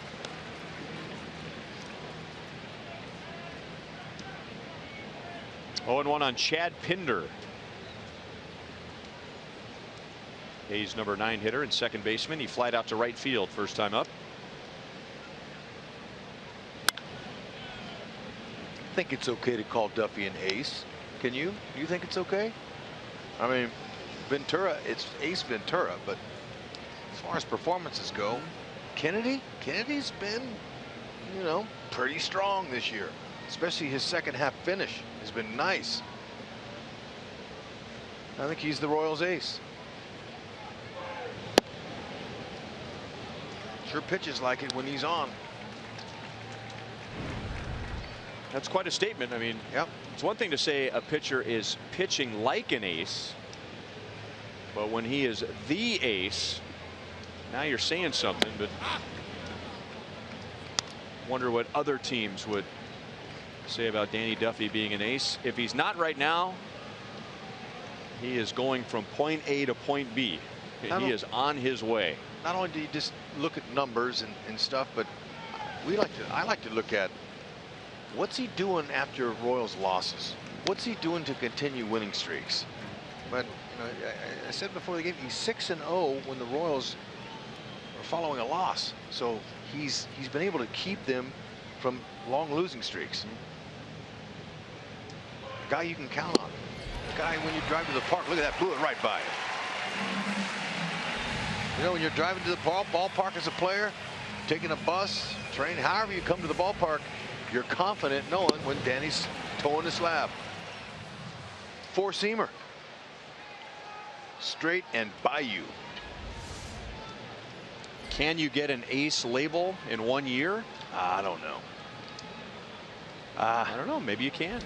I mean, someone maybe a little more skeptical would say, well, let's see him do it for another year or 2 years or whatever. But talking to the Royals, they are very confident that this is not a flash in the pan. This is legit. He has turned the corner. This is not something that's going to go away. And I agree with that statement. But earlier in the season, just after the second half, Ventura, such a strong finisher his last 3 years, it really steps it up, is just approaching the corner. Now, would you agree with that? Yes. Okay. Now, both of them are world champions. Let's not make no mistake about that. But as far as consistency during the season, ooh, Dyson's got a good break on it. That's what you go on. Consistency during the season, and Duffy is Tuffy tonight.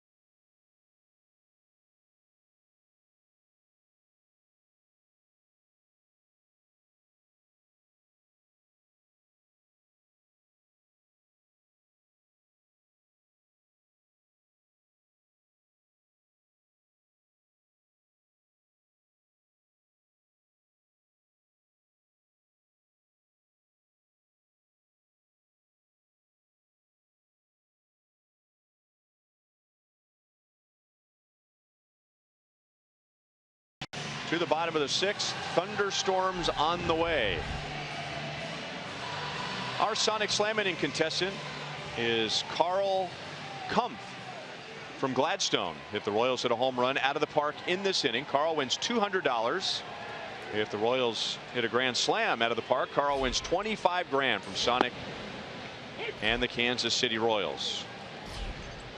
Carl Kumpf. Or are we pronouncing the F too? Kumpf. Base hit left field. Salvador Perez is 1 for 3. Been a very well pitched game. The 2 runs the Royals have scored have been unearned runs because of a Marcus Semien error in the 4th inning. So the Royals have 2 runs, 6 hits. The A's have just 1 run on 2 hits. Check out the elevation of the screwball. All right. That's a pitch that's thrown so slow that it's above the belt. You can tatter and batter. If Salvi got under that, it would have been a solo shot, but he got the backside of it. Way to pick it out. Floats up there, looks big. Fouled away by Alex. But Kurt Young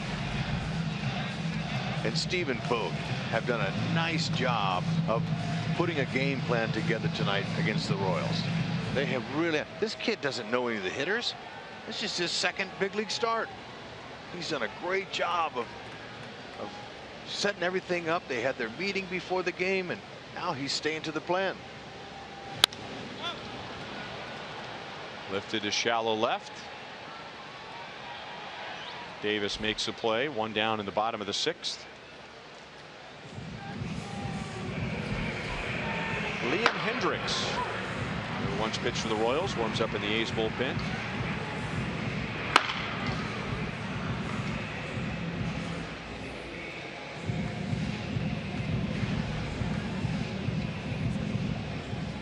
Chesler has grounded to 3rd.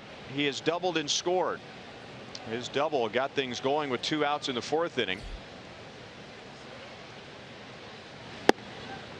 Slider for a strike. After his double, Escobar grounded to short, and the inning looked like it was over, but the ground ball was booted by Semien at short. Then Escobar stole 2nd, and Paulo Orlando drove in a pair of unearned runs.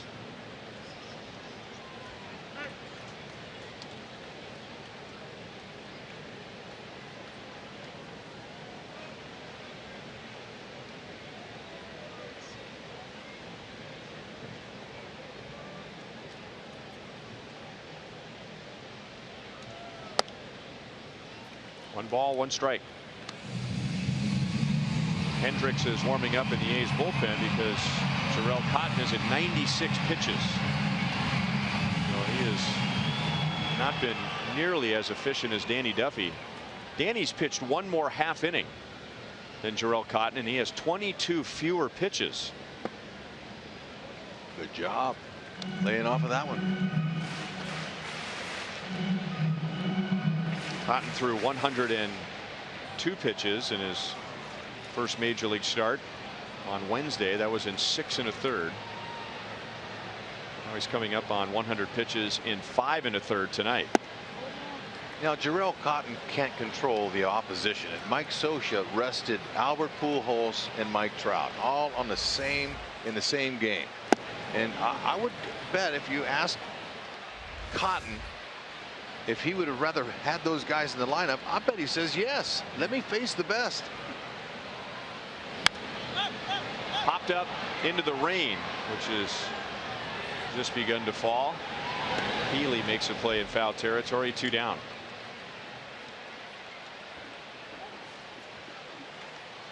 Every weekday morning, Skip Bayless and Shannon Sharp go head to head on the day's hottest sports topics, undisputed, with weekdays at 8:30 a.m. only on FS1.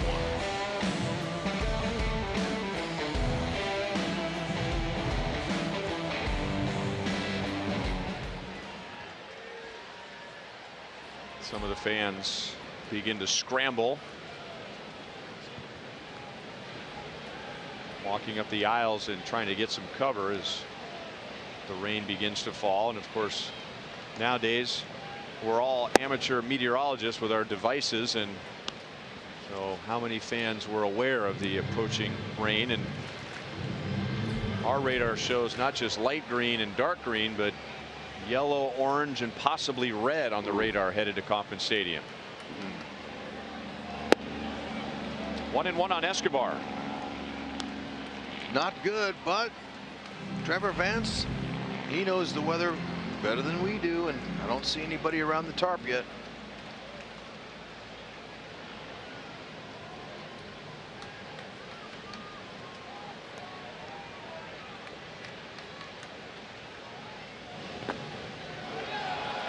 That gets by vote and gets Salvador Perez into scoring position. Wild pitch on Jarrell Cotton.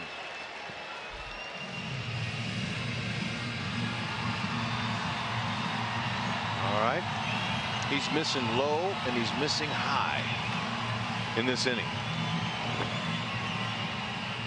And you know what sells that pitch so well is that, you know, he's got 90 to 94 with his fastball, but it looks like he's able to keep the same arm speed with it. That's what sells that pitch to hitters. That is line to right field. Salvi's going to be waved home on Eibner.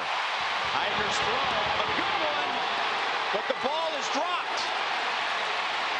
Did Salvi touch the plate? He did. Home plate umpire Dana DeMuth called Salvador Perez out.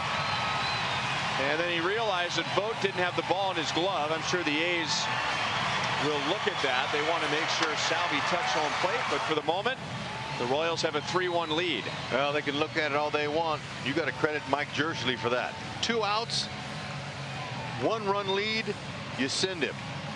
Now, might have gotten him. I'm not so sure. Salvi didn't get his feet in there before the tag was initially made, but the ball, he never had the ball. So nice job, Mike Jersley, helping out Danny Duffy. And good hustle by Salvi. Yeah. Wild pitch was big. Sure was. Royals again taking advantage of the opponent's miscues, something that's a part of their game. Liam Hendricks is an A's Chevy call to the bullpen.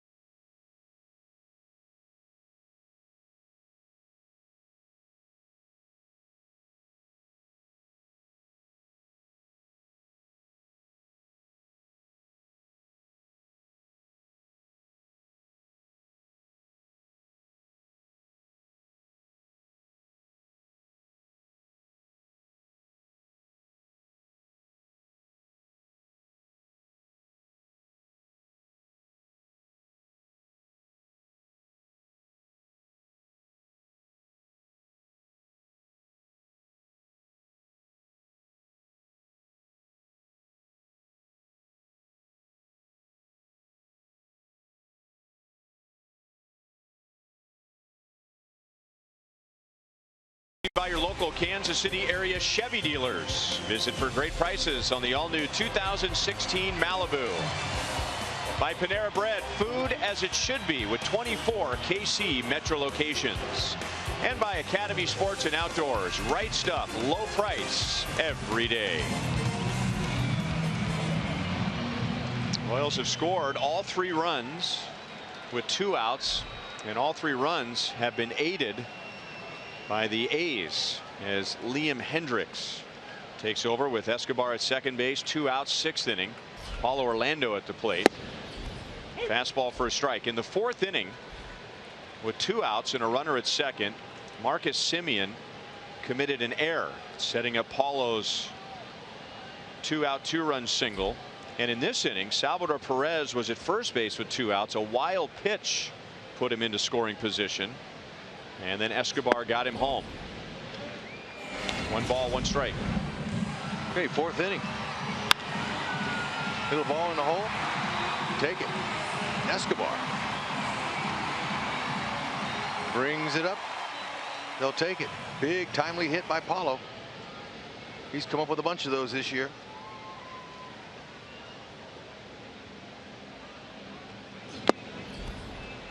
Liam Hendricks with a fastball at 95. Well, his fastball's got much more velocity on it than when he was a starter. He's mid-90s with that heater.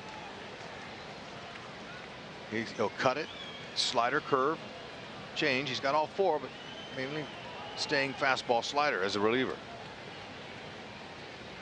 Strong. That had a little giddy up on it there. A's bullpen did a nice job last night. I don't know if I'd say great because they were pitching with such a big lead, but 2 relievers, Daniel Coulombe and Zach Neal, combined for 5 innings and gave up 1 hit as the A's cruised to a 16-3 victory.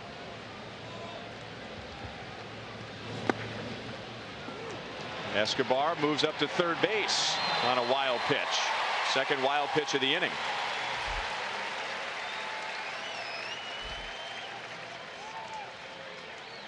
Okay, this is what he's looking for to advance. He's ready. Escobar, nice secondary lead. That's what you want if you're a good base stealer. You have good instincts. Look to advance on a ball in the dirt. King Richards covered up.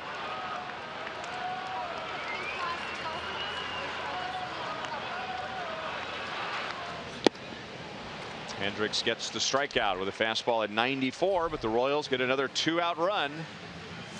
With the rain falling at Kauffman Stadium, we go to the 7th. The Royals now lead 3-1.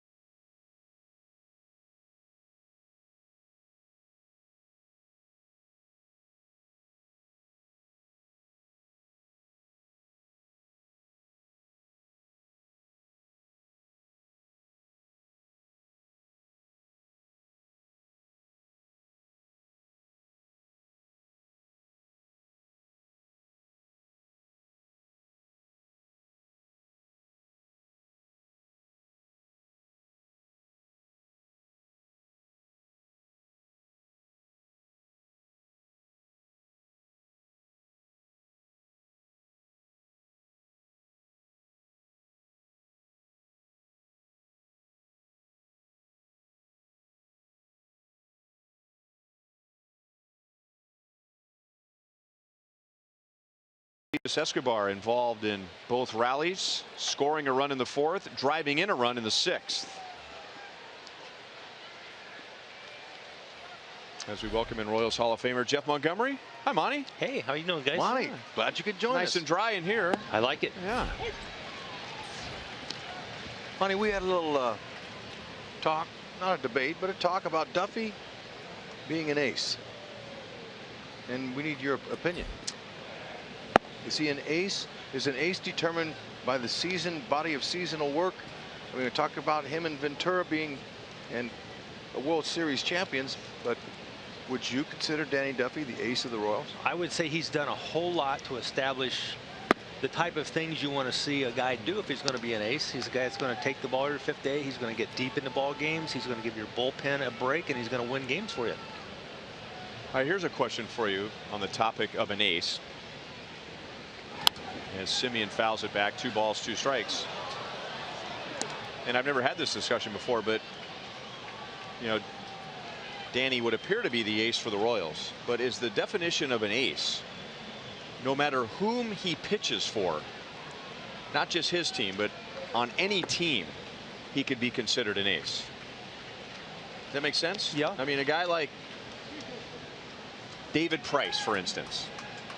David Price was an ace on the Rays. He went to the Tigers. Maybe Justin Verlander was the ace, but he was ace caliber. He gets traded to the Toronto Blue Jays.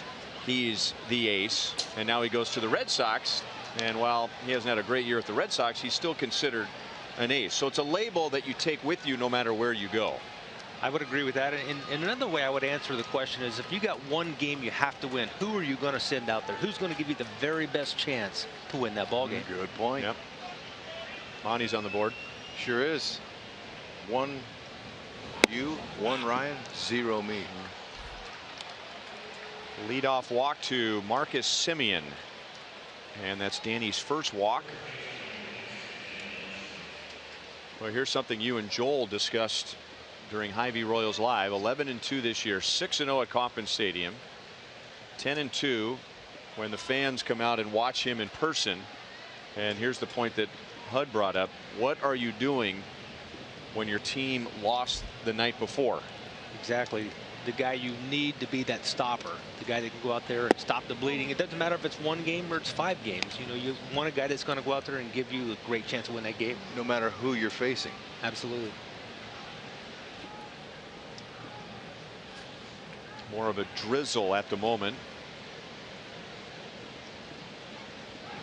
Monty, was Saberhagen an ace? How about Apier? Both of them were aces. Would you put Gooby in there? He was an ace during the '88 season for sure. Won 20 games. That's an ace. That's an ace. David Cone. Can you become an ace in as short a period of time as Danny Duffy has established himself this year? I think if he had started the season in the rotation and going out 30 plus times, 32, 33 times on the season, when it's all over, you would say he was our ace. He was our guy. Because I think there's a difference between your team's #1 starter and being an ace. An ace is, I think, a reputation that you get around the league. #1 starter, you're just the best starter on that team. You get the #1 slot in the rotation, but that doesn't necessarily make you an ace. Is Rick Porcello the Red Sox ace? He won. He's got 20 wins. I would say he is the Red Sox best starter this year. That'd be my opinion. Right, I agree. I would still say David Price is a guy that they're going to look at and say he's going to be the guy that we brought on to be our ace. To Monty's point, season on the line, and you got to pick one guy. Yeah, like a wild card. Yeah. So do you go with Porcello with what he's done this year, or do you go with David Price's body of work over the course of his career? However, Price has not been good in the postseason. Yeah. Including here at Kauffman Stadium. Right. Well, Game 2 of the championship series. Kershaw struggled in postseason. Is he going to start Game 1 for them? Well, I think when your den is filled with Cy Young awards. Yeah, I would agree. I'm going to take my chances with him. He's struggled in postseason big time.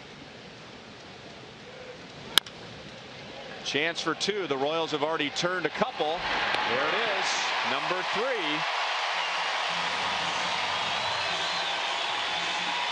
Two down in the 7th inning. Tell you what, I've been very impressed with Merrifield's arm turning 2 since he's been here now his 2nd stint. He's got a lot on the ball. Okay, you don't have to worry about sliders coming into you, guys sliding hard anymore. So you can just load up, and he's been able to catch it and throw it and get it there quickly. Helps a lot. Got to have a nice arm. And you can do it by throwing 3/4 like he does or straight over the top. Either way, it's all about the being quick. You know, former coach and now scout and great baseball mind, Bob Schaefer. He's here. Bob Schaefer. He's here scouting the game, and he taught me how to play second base in 1980 for the Greensboro Hornets. For 1 month, the Yankees sent me down there to work exclusively with Bob Schaefer. And he told me many times, first man sure, second man quick on a double play. Okay, the first man, you got to make sure to get one out. And then the second man, let him be quick and let him turn it over to try to get the second out. And so and pounded that in my mind. So when you say first man sure, not the first base runner, the first fielder has to be sure. First man the ball comes to, you've got to be sure, whether it's you or the shortstop or the third baseman, be sure and give a nice accurate throw over there. And then it's the second guy's responsibility to be quick. That's right. So your point is the mistake that's made is sometimes, and there's Schaefer, first man will try to be quick. Yeah. And then he bobbles or he makes a bad throw, then you can't get it out, and that causes difficulty for the pitcher. Former Royals coach and two-time interim manager for the Royals, Bob Schaefer. At one point undefeated, I think. That's right. Duffy walks the first man, but he gets a double play and a fly out. He continues to cruise along tonight, giving up just 1 run, 2 hits in 7 innings.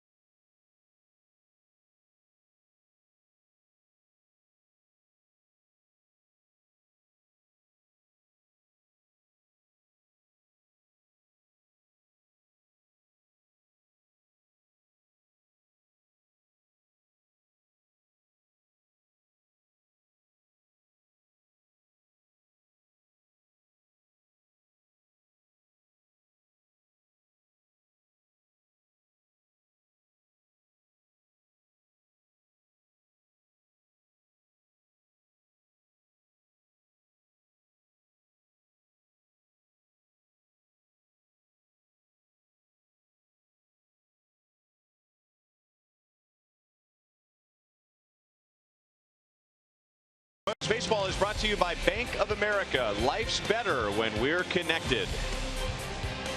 And by Ram. Get power you can depend on at Ram Power Days.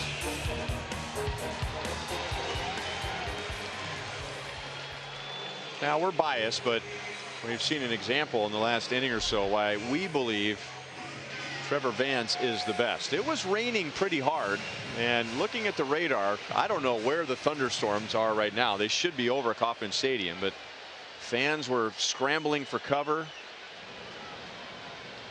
I wouldn't say it was a downpour, but it was raining pretty heavy, and the umpires wanted to know what was going on.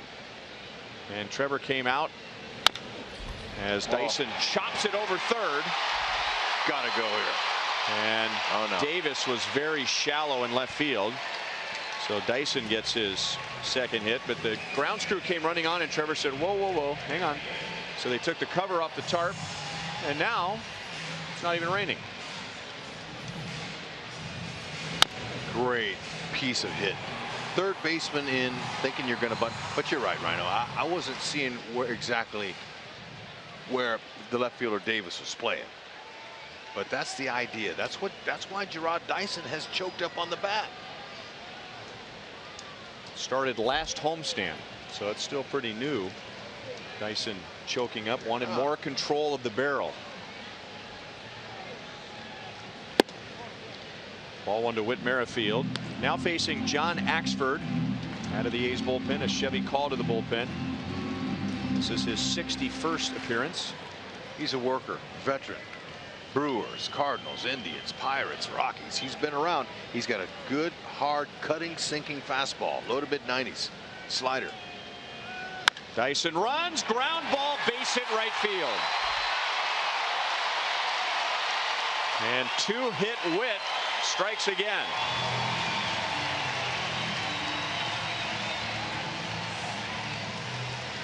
You got that right. Look at that. Now, the ability to do that was one of the things the scouts were talking about at the dinner table tonight. The fact that he can hit behind runners, he makes an ideal #2 hitter. He finds the hole. Defense closing in on second base, leaves the hole wide open. Just a nice little 2-hop worm burner through the right side. As a pitcher, that just drives you absolutely crazy. You get a little tapper ground ball, and next thing you know, it's first and third. Nobody out.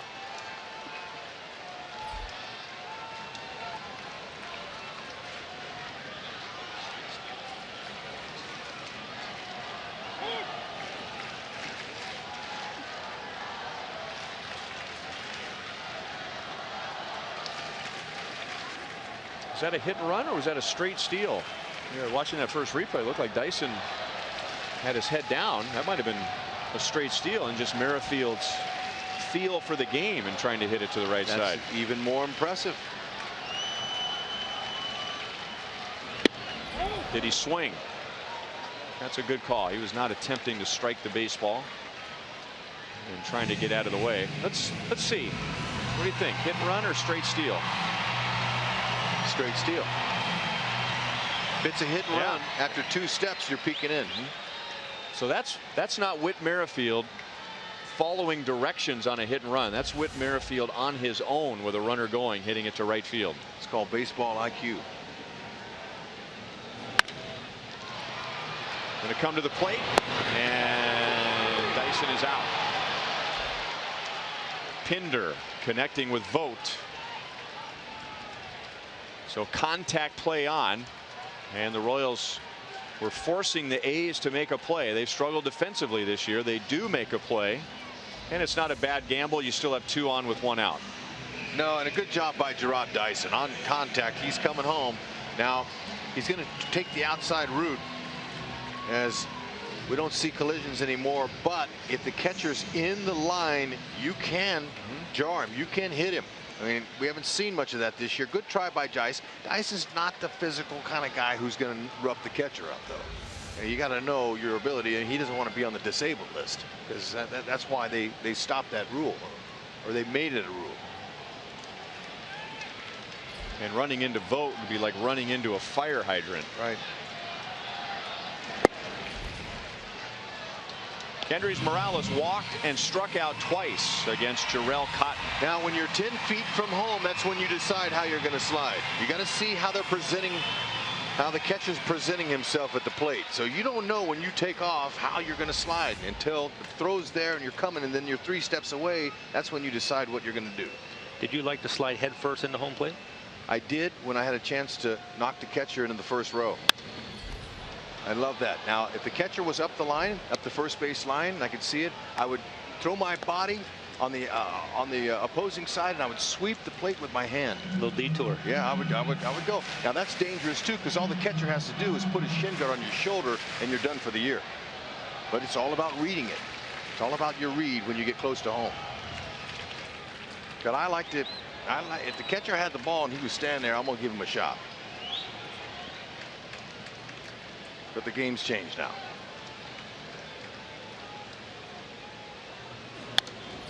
Look out.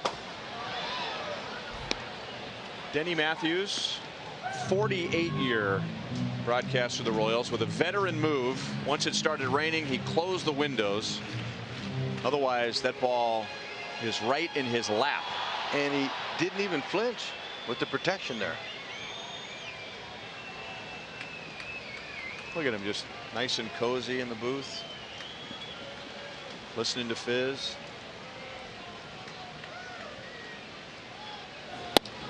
One and 2 on Kendrys Morales with 2 on, 1 out. If Morales drives in a run in this inning or tonight, he'll have an RBI in 8 consecutive games, which would tie Bryce Harper for the most in the major leagues this year. You gotta love if you're a hitter facing John Axford. Now, only because everything's hard. Okay, he's got good stuff. Not putting him down at all, but hitters like it firm. They don't want anybody trying to trick them like Cotton was doing.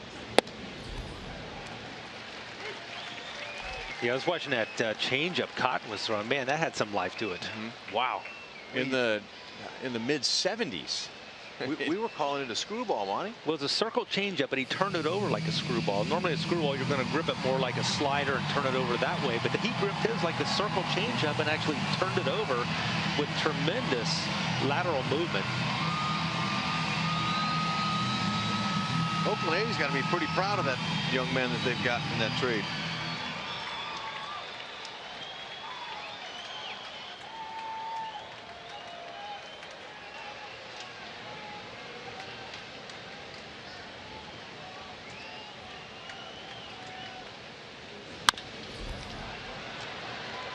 Out at second, and Morales almost beat it.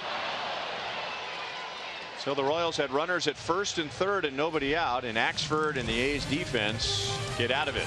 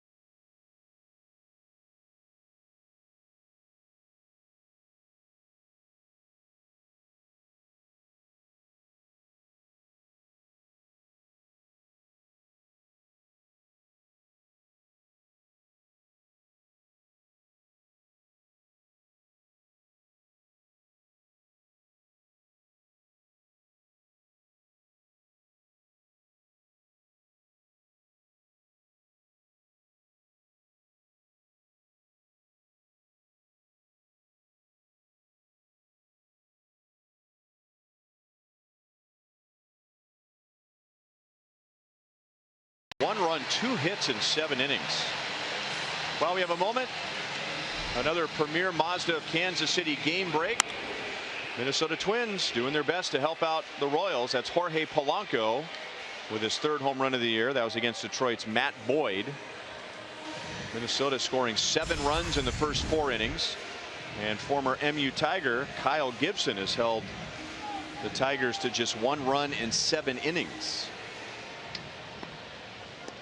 Baltimore is leading at Boston 5-3. They're in the top of the 7th.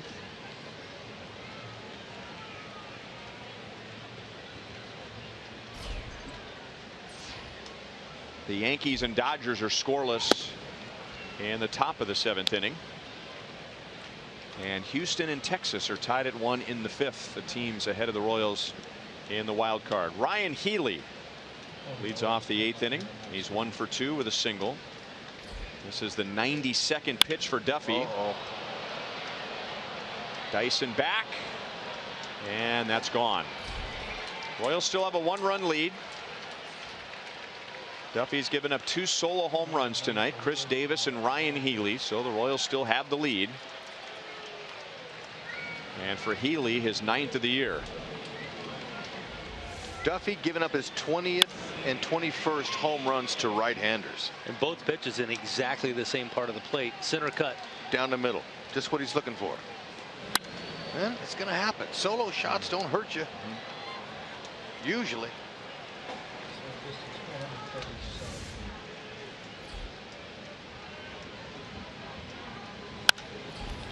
And that's lifted to left field.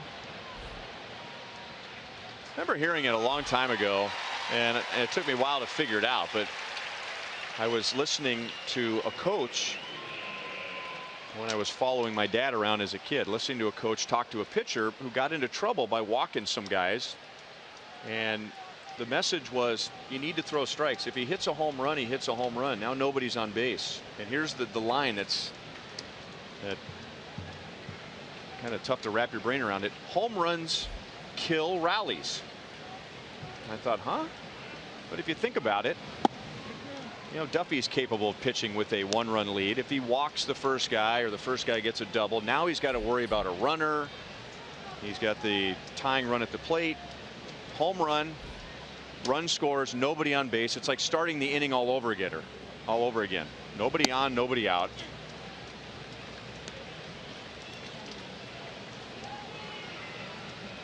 Now it's not a rally killer if the tying run's at the plate, but we'll see when it's all said and done how painful that Ryan Healy home run actually was.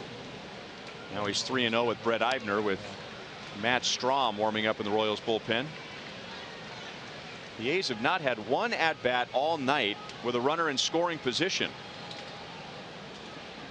They have gotten 2 solo home runs and only 3 hits in 7 1/3 against Danny Duffy. And now it's 3-1 on Eibner. Love to see Danny Duffy work himself back into this count with Brett Eibner. One thing that's been impressive about Danny this year is his ability to right the ship. He historically maybe would start to get out of control. He'd lose his poise on the mound, but we've seen a much more settled Danny Duffy. All right, now let's see what Ned Yost does after a 1-out walk. That's Duffy's second. So that's probably more alarming for Ned with Danny in the 90s with his pitch count than the leadoff home run was. Exactly. Get up around 100 pitches, oftentimes control goes a little bit, and maybe we're seeing that with Danny now.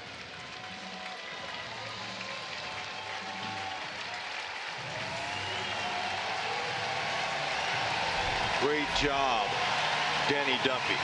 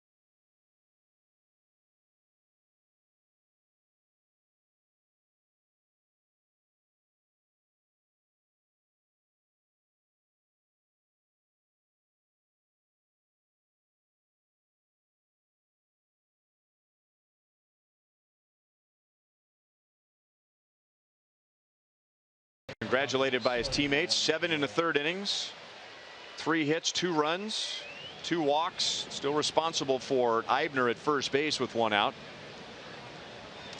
And Matt Strahm comes on to face Renato Nunez. Eibner is back in time, and then he stares in at Salvador Perez.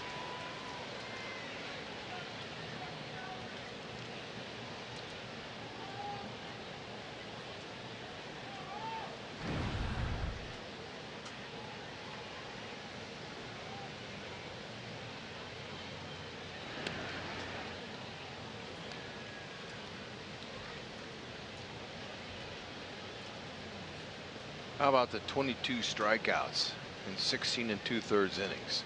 Pretty impressive. Matt Strahm. Mid-90s fastball. Nice slider. And we've been seeing him mix in some changeups to some righties at certain counts. So you say, why Matt Strahm here? A left-hand pitcher with right-hand batters coming up, and I guess what Ned's thinking is, if he brings in Soria, Bob Melvin has some experienced left-hand batters on his bench. So do you want Strahm facing the 8 and 9 hitters, or do you want Soria facing a left-hand bat coming off the bench? And really, Strahm's been as effective to righty as he had lefty. In fact, a lot better. So I don't think that's an issue with him righty versus lefty as much.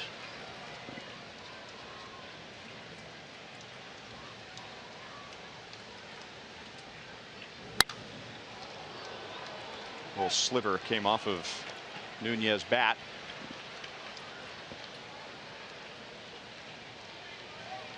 Well, it's the first time in a while that Ned Yost has brought Matt Strahm on late in this game. Typically it's the 6th or the 7th inning. Well, he's earned it. He's shown that he can pitch in high leverage situations, and he's fearless. He's not afraid to challenge hitters with that fastball. He's got to make sure it's in the right spot. He beat him. Yeah. 2 down.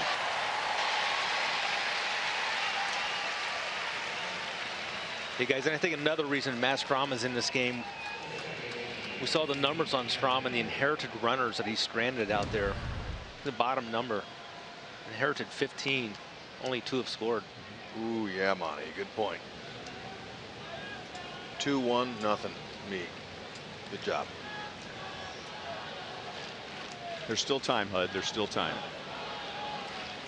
Duffy's hoping Strahm and company can hold him. Number 9 hitter Chad Pinder. He was 0 for 2 against Duffy with a strikeout.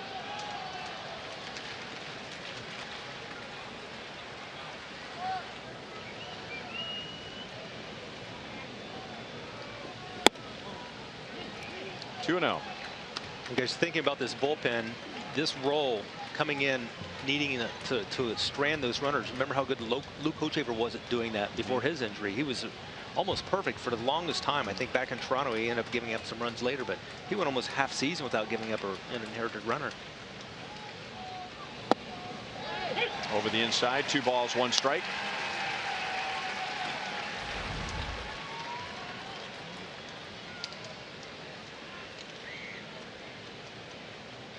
For the record, Hochevar inherited 30 runners and only 4 scored. 2-2. Pinder ahead in the count, 2-0. Got him a couple heaters and didn't even swing in one of them.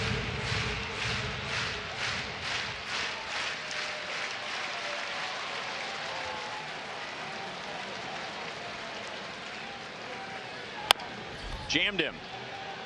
Cuthbert on the run, double clutch, and it cost the Royals an out. Cuthbert didn't quite get the grip that he wanted. Maybe dealing with some of the rain on the grass, and it's an infield base hit for Pinder and brings the top of the order back up.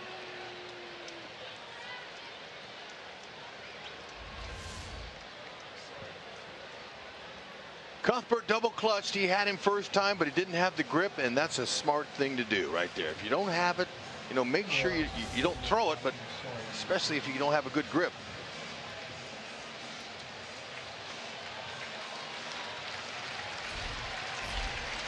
Joakim Soria with Jake Smolinski scheduled to hit.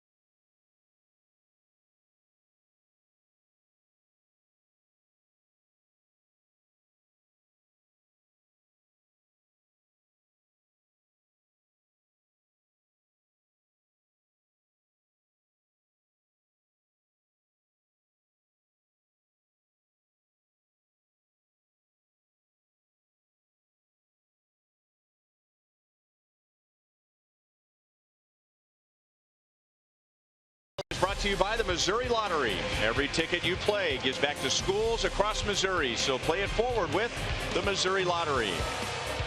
By Menards, save big money at Menards on all your home improvement needs. And by your Midwest Ford dealers, visit your MidwestFordDealers.com. Okay, interesting situation here. Joakim Soria being summoned in. Ned trying to mix and match. Even though we showed you Strom's nice numbers he has against righties and lefties, he's going with his veteran here, Monty. He's going with the veteran, and this is an opportunity for Joakim Soria to win back a lot of fans. Okay. Needs to come through.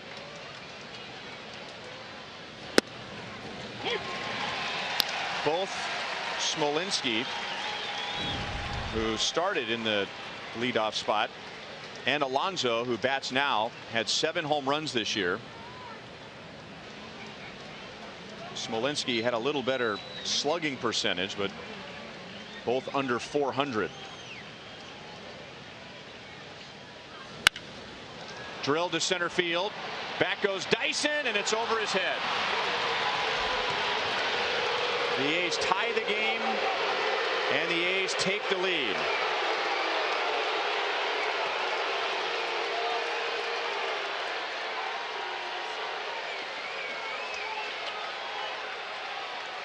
Ned took a chance, and that ball was not walking. It was squared up. Dyson, great jump and all, but that pitch down low at 86. Split finger again. He's been hurt by that pitch earlier in the season in Tampa Bay. They had a walk-off on him with that one, and didn't work.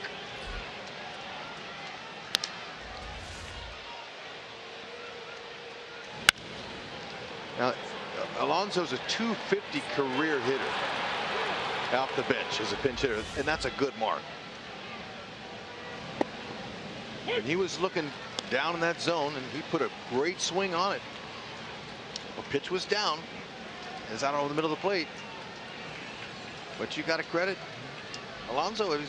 He's the one who hit it out there. You know, the fact that he was able to get extended, that was the whole key to that. He was, you know, no question. That was in a location where he was able to get that bat head out, get it extended, did the damage. The runs are charged to Duffy and Strom. And now Simeon with a base hit to left field. And bobbled by Alex Gordon, and that'll score another run. And we'll see how that's scored, because I didn't see Ron Washington commit whether to stopping him or sending him. But when it was bobbled by Alex, it was an easy decision. So that run is charged to Soria, and suddenly Oakland has a 2-run lead with a 4-run 8th inning.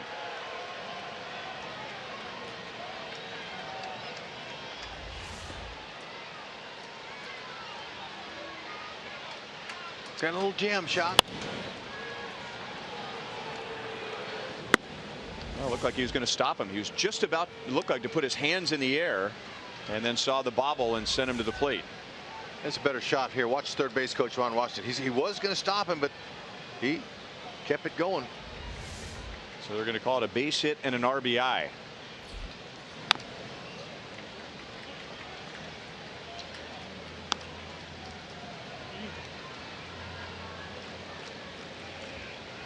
I would imagine that will be question number 1 when the game is over tonight, unless the Royals rally. And then question number 1 will be about the Royals rally. That's right. They're going to come back. 1 ball, 1 strike.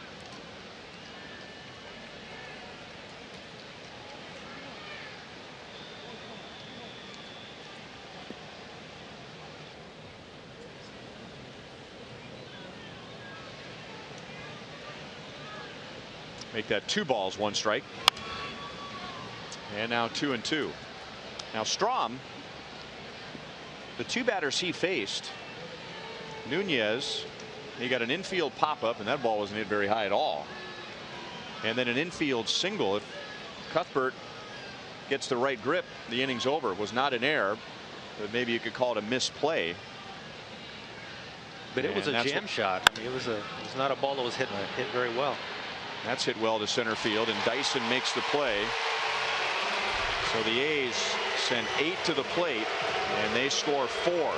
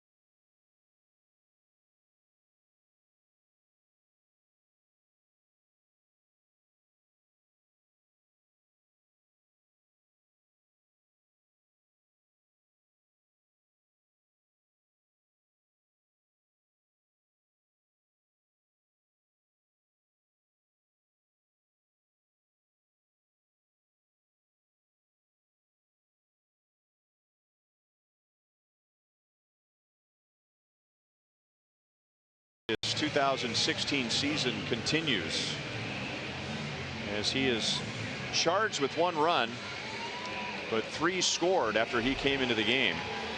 Fred Eibner moves into center field.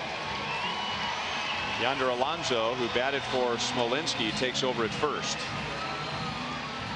And the new pitcher is Ryan Dole. Now, lost in our conversation about why Ned Yost went with Joakim Soria rather than staying with Strom.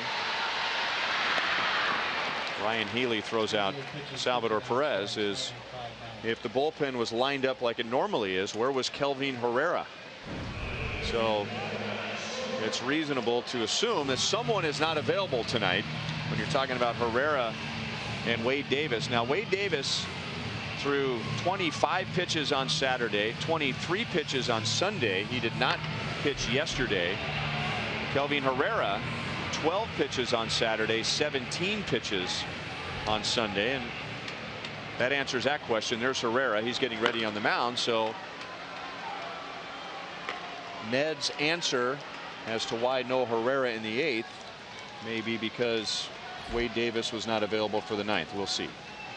But I think the question you have to answer is, would you rather have Matt Strom out there, who's got a .091 batting average against righties, or Joakim Soria, the way things have gone for Joakim this year? Well, that's just another sign of Ned Yost sticking with his veteran, trying to instill some confidence and giving him an opportunity. And it didn't work. Happens. Unfortunately, it's happened a lot for Soria this year.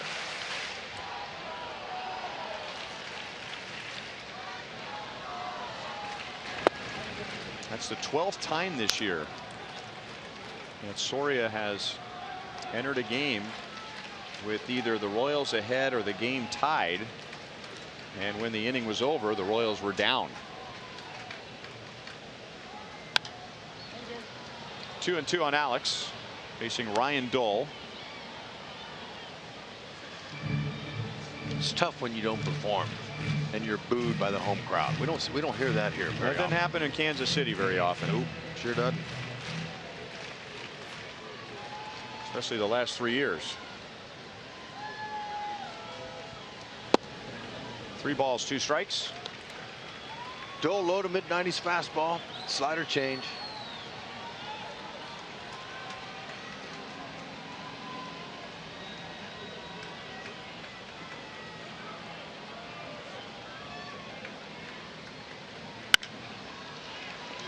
Alonso slides, gets it to Dole, and there are 2 down.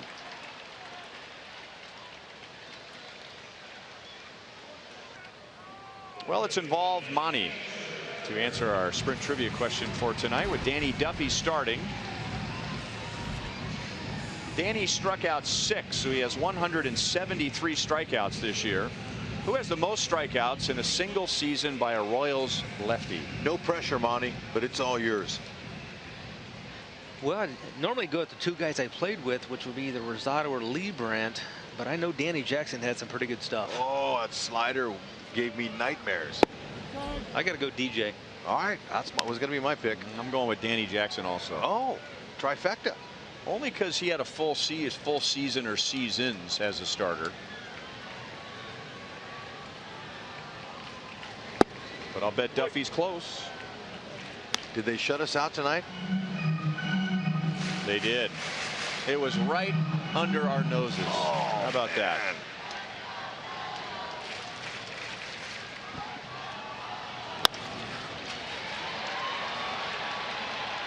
Just foul. Leibrandt probably led the league when he pitched with broken bats, right? No doubt about that. He broke a lot of right-handers' bats. He was funky. I got to face both of those guys, Jackson and Leibrandt, and it wasn't easy. All the deception. Jackson just a power guy. Here it comes. Use real strong legs. Good lower half. Pushed off of that mound and sharp bite to his slider. Ryan Dole is anything but. 3 up, 3 down. We go to the 9th. Oakland has a 2-run lead.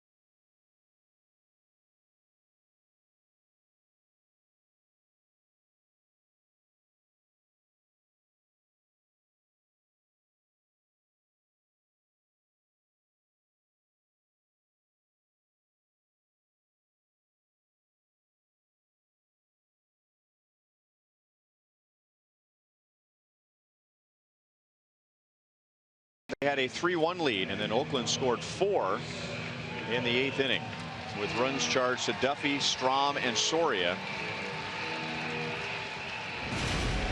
And in the 8th inning, Ned Yost taking out Matt Strom and bringing in Joakim Soria.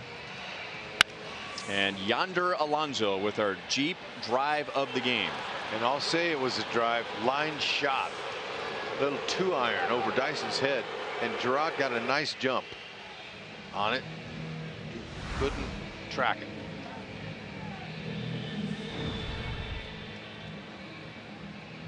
So Peter Moylan will try and keep the A's at 5 as he pitches the 9th.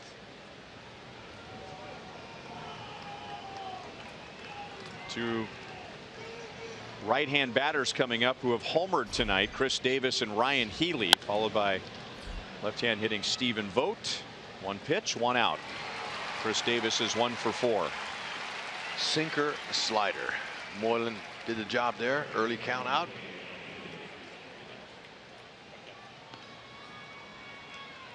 Now we saw Liam Hendricks.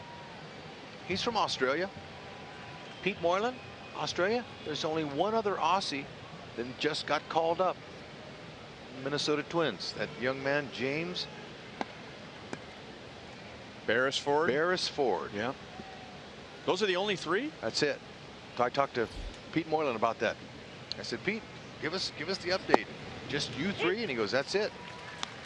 Joel reported when we were in Minnesota that Peter Moylan sent Beresford some balloons. He did. Right? Yes, I saw him. 9-10 years in the minor leagues. Right. I went in there to shake his hand and congratulate him, along with everybody else, all the media. It was a big show, but there was a big old bouquet of balloons. And I said, where'd those come from? He goes, Pete Moylan. I said, your homie. Pete got a kick out of it. 0-2 on Ryan Healy.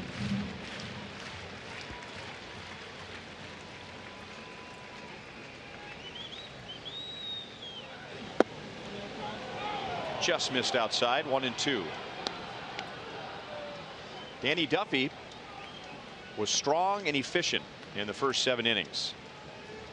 He started the 8th. Healy homered to make it a 1-run game. Then Vogt flied out. And when Eibner walked, that's when Ned Yost turned it over to the bullpen. Moylan bobbles, and Healy is on.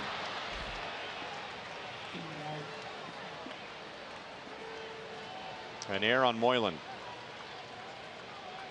Ladies, you don't want to miss out on Girls Night Out this Friday. Presented by Kansas City area Chevy dealers. While the VIP packages are sold out, all fans can enjoy activities and entertainment will take place prior to the game in the outfield experience. Plus, the first 10,000 ladies to walk through the gates will receive a royal blue fabric sling bag, courtesy of Kansas City area Chevy dealers.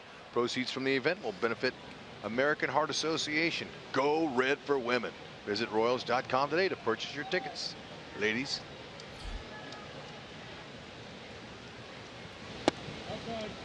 Vogt takes outside.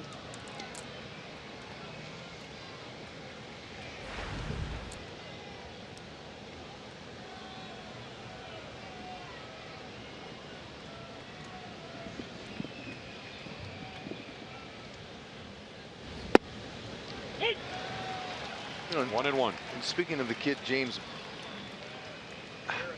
Beresford. I have a hard time with his pronunciation of his name. Got his first big league hit. It was really good. The parents from Australia came. They were there. They cried. You know, it's similar to what we've seen this year here.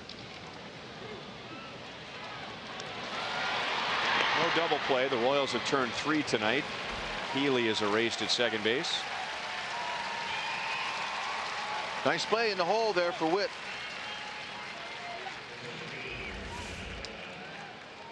A lot of second basemen, if you're not confident in your arm, you're going to just take the out at first.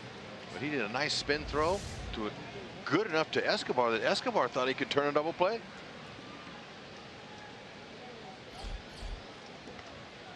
Ryan Madsen, the former Royal, will come on for the bottom of the 9th inning. The Royals are scheduled to send up Escobar, Orlando, and Dyson. That's bounced off the plate. Another chance for Moylan, who throws overhand to the bases. And that ends the inning.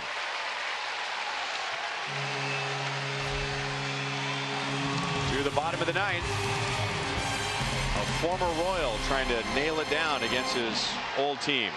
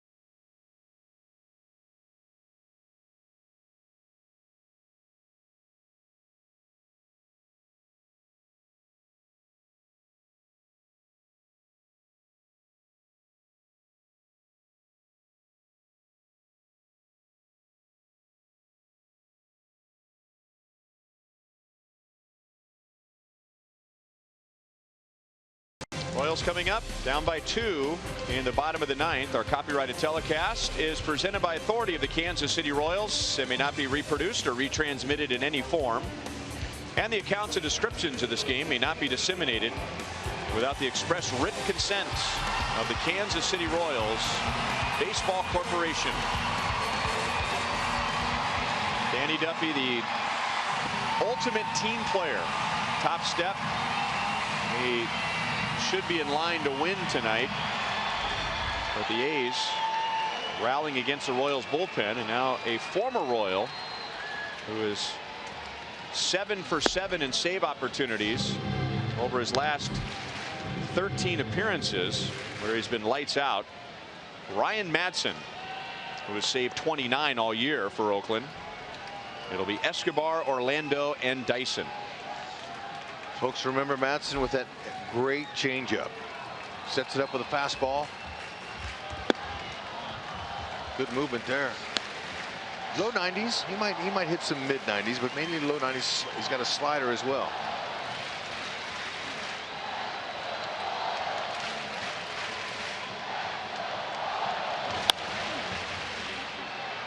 Fouled away by Escobar. Got a good pitch to handle. 2 hits for Esky tonight. A stolen base, a run scored, and an RBI.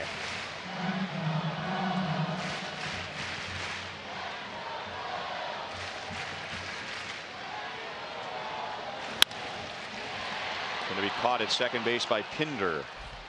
Ryan Madson, of all the great stories, individual stories in the Royals World Championship, his has to be near the top of the list.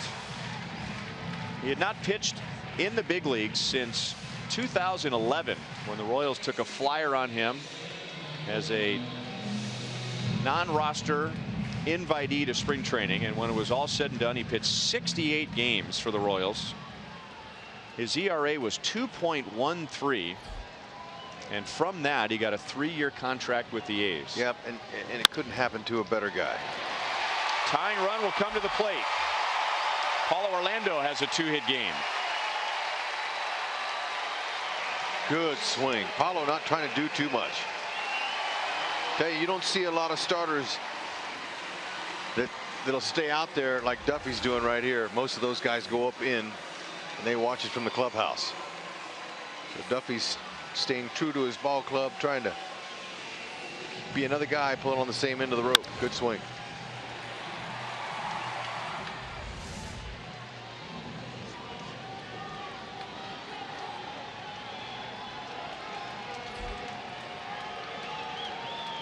Gerard Dyson has a 2-hit game.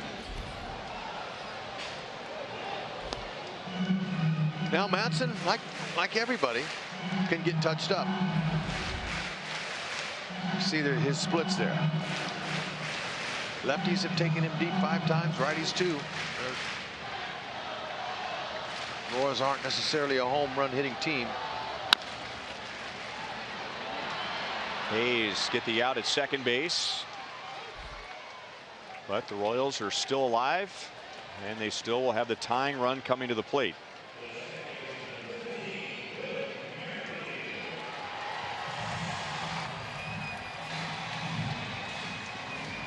Danny Duffy hanging on, hoping the Royals can rally in the 9th. If they do, we'll discuss it on Boulevard Royals Live, coming up after the game with Joel and Monty.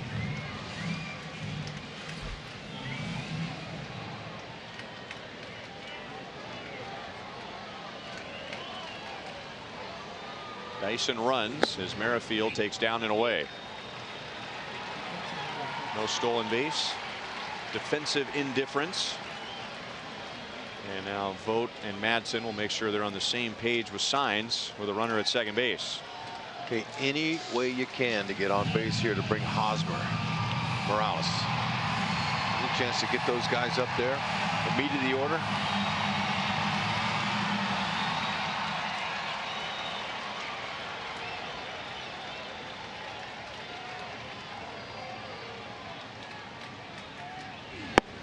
Two and 0.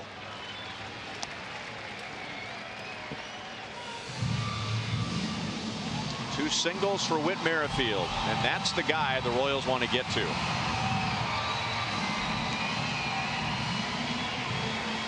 There is no way for Hosmer to come to the plate not representing the winning run, and that's the bat you want coming up if Merrifield can get on. 3-0, and as comfortable as Whit is hitting with 2 strikes, he may take 2 strikes against Madsen, even if the next 2 pitches are right down the middle. I agree.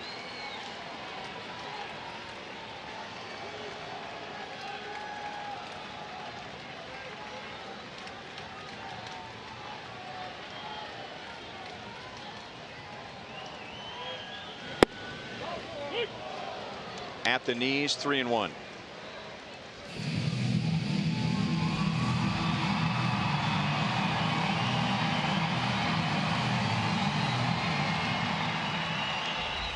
Pulling for him.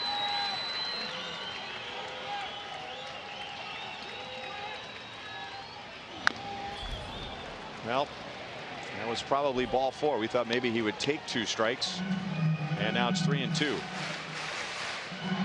I'm surprised he swung. And that is ball 4 for sure. His job is to get on base for the meat of the order.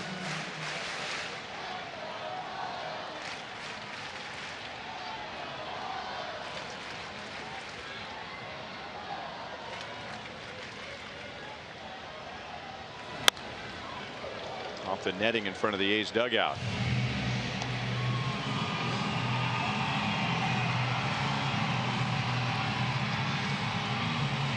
How many games have we seen recently where the tables have been turned on the Royals? A lot. Too many. Where it's the Royals watching the opponent rally late.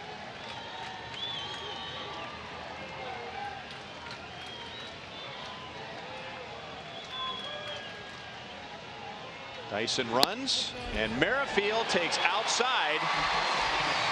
So you're saying there's a chance. Whew. Man, that got Merrifield off the hook.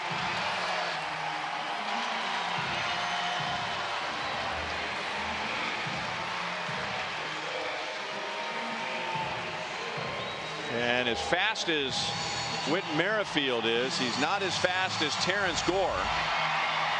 So as Eric Hosmer digs in, representing the winning run. Hosmer would love to end it with a home run. The fans would love to see that. But you figure Gore at some point is going to run, and then a single could tie the game. And Madsen won't pay any mind to Gore. He'll let him take the base. With 2 outs, closers could care less. He's a veteran. He understands it's that hitter that can hurt him. And there's a little overhand curve. Get it started. That ball was up as a hanger. Ooh, man, Haas. Yeah, he'd like to have that back. When you face Madsen, you're not thinking curveball, are you? No, but still, you can't be thinking. There's Gore, and it's fouled away.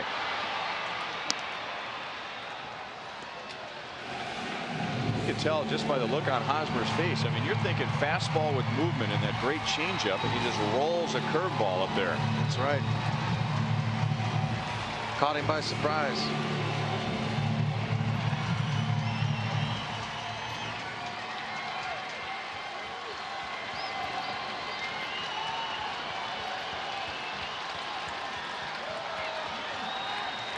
Gore takes off again, and now he's going to get caught. Oh, they're going to call a balk. A balk has been called. Gore would have been safe anyway. A run will score, and Gore will get second base. The balk was called by first base umpire Adam Hammery. But how about Gore? Would have been safe at second base nonetheless. Right. He would have kept his record, his stolen base record, unblemished. But they used to allow this move here, but they don't anymore.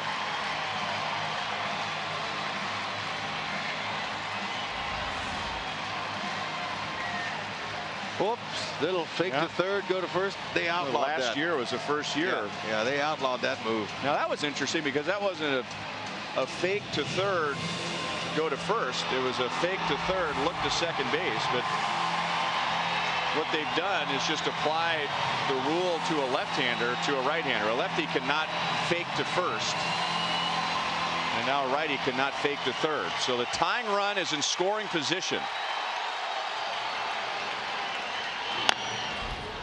Still 0-2. Haas fighting him off. 0-2. He was expecting a changeup. He's staying alive. Madsen pulling out some stops here. Some good pitches. First ball hanging curve. Second ball fastball up. Haas went down the line but foul.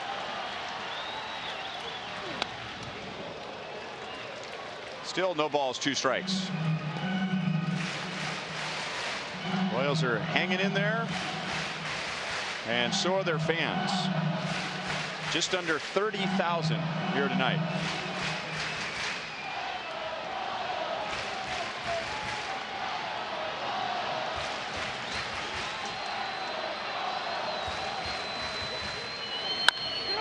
On the ground to Alonso. He'll take it to the bag himself, and that ends the game. The Oakland A's score 4 in the 8th inning, denying Danny Duffy his 12th win. And Matt Strahm, all he did was allow a little dribbler for an infield single, which could have been an out if Chesler Cuthbert didn't grab what looked like a wet baseball after the rain. That would have ended the inning, but Matt Strahm suffers. And I think that's an appropriate word because he didn't deserve it. He suffers his first major league loss. The A's have won the first 2 games of the series. We'll be right back.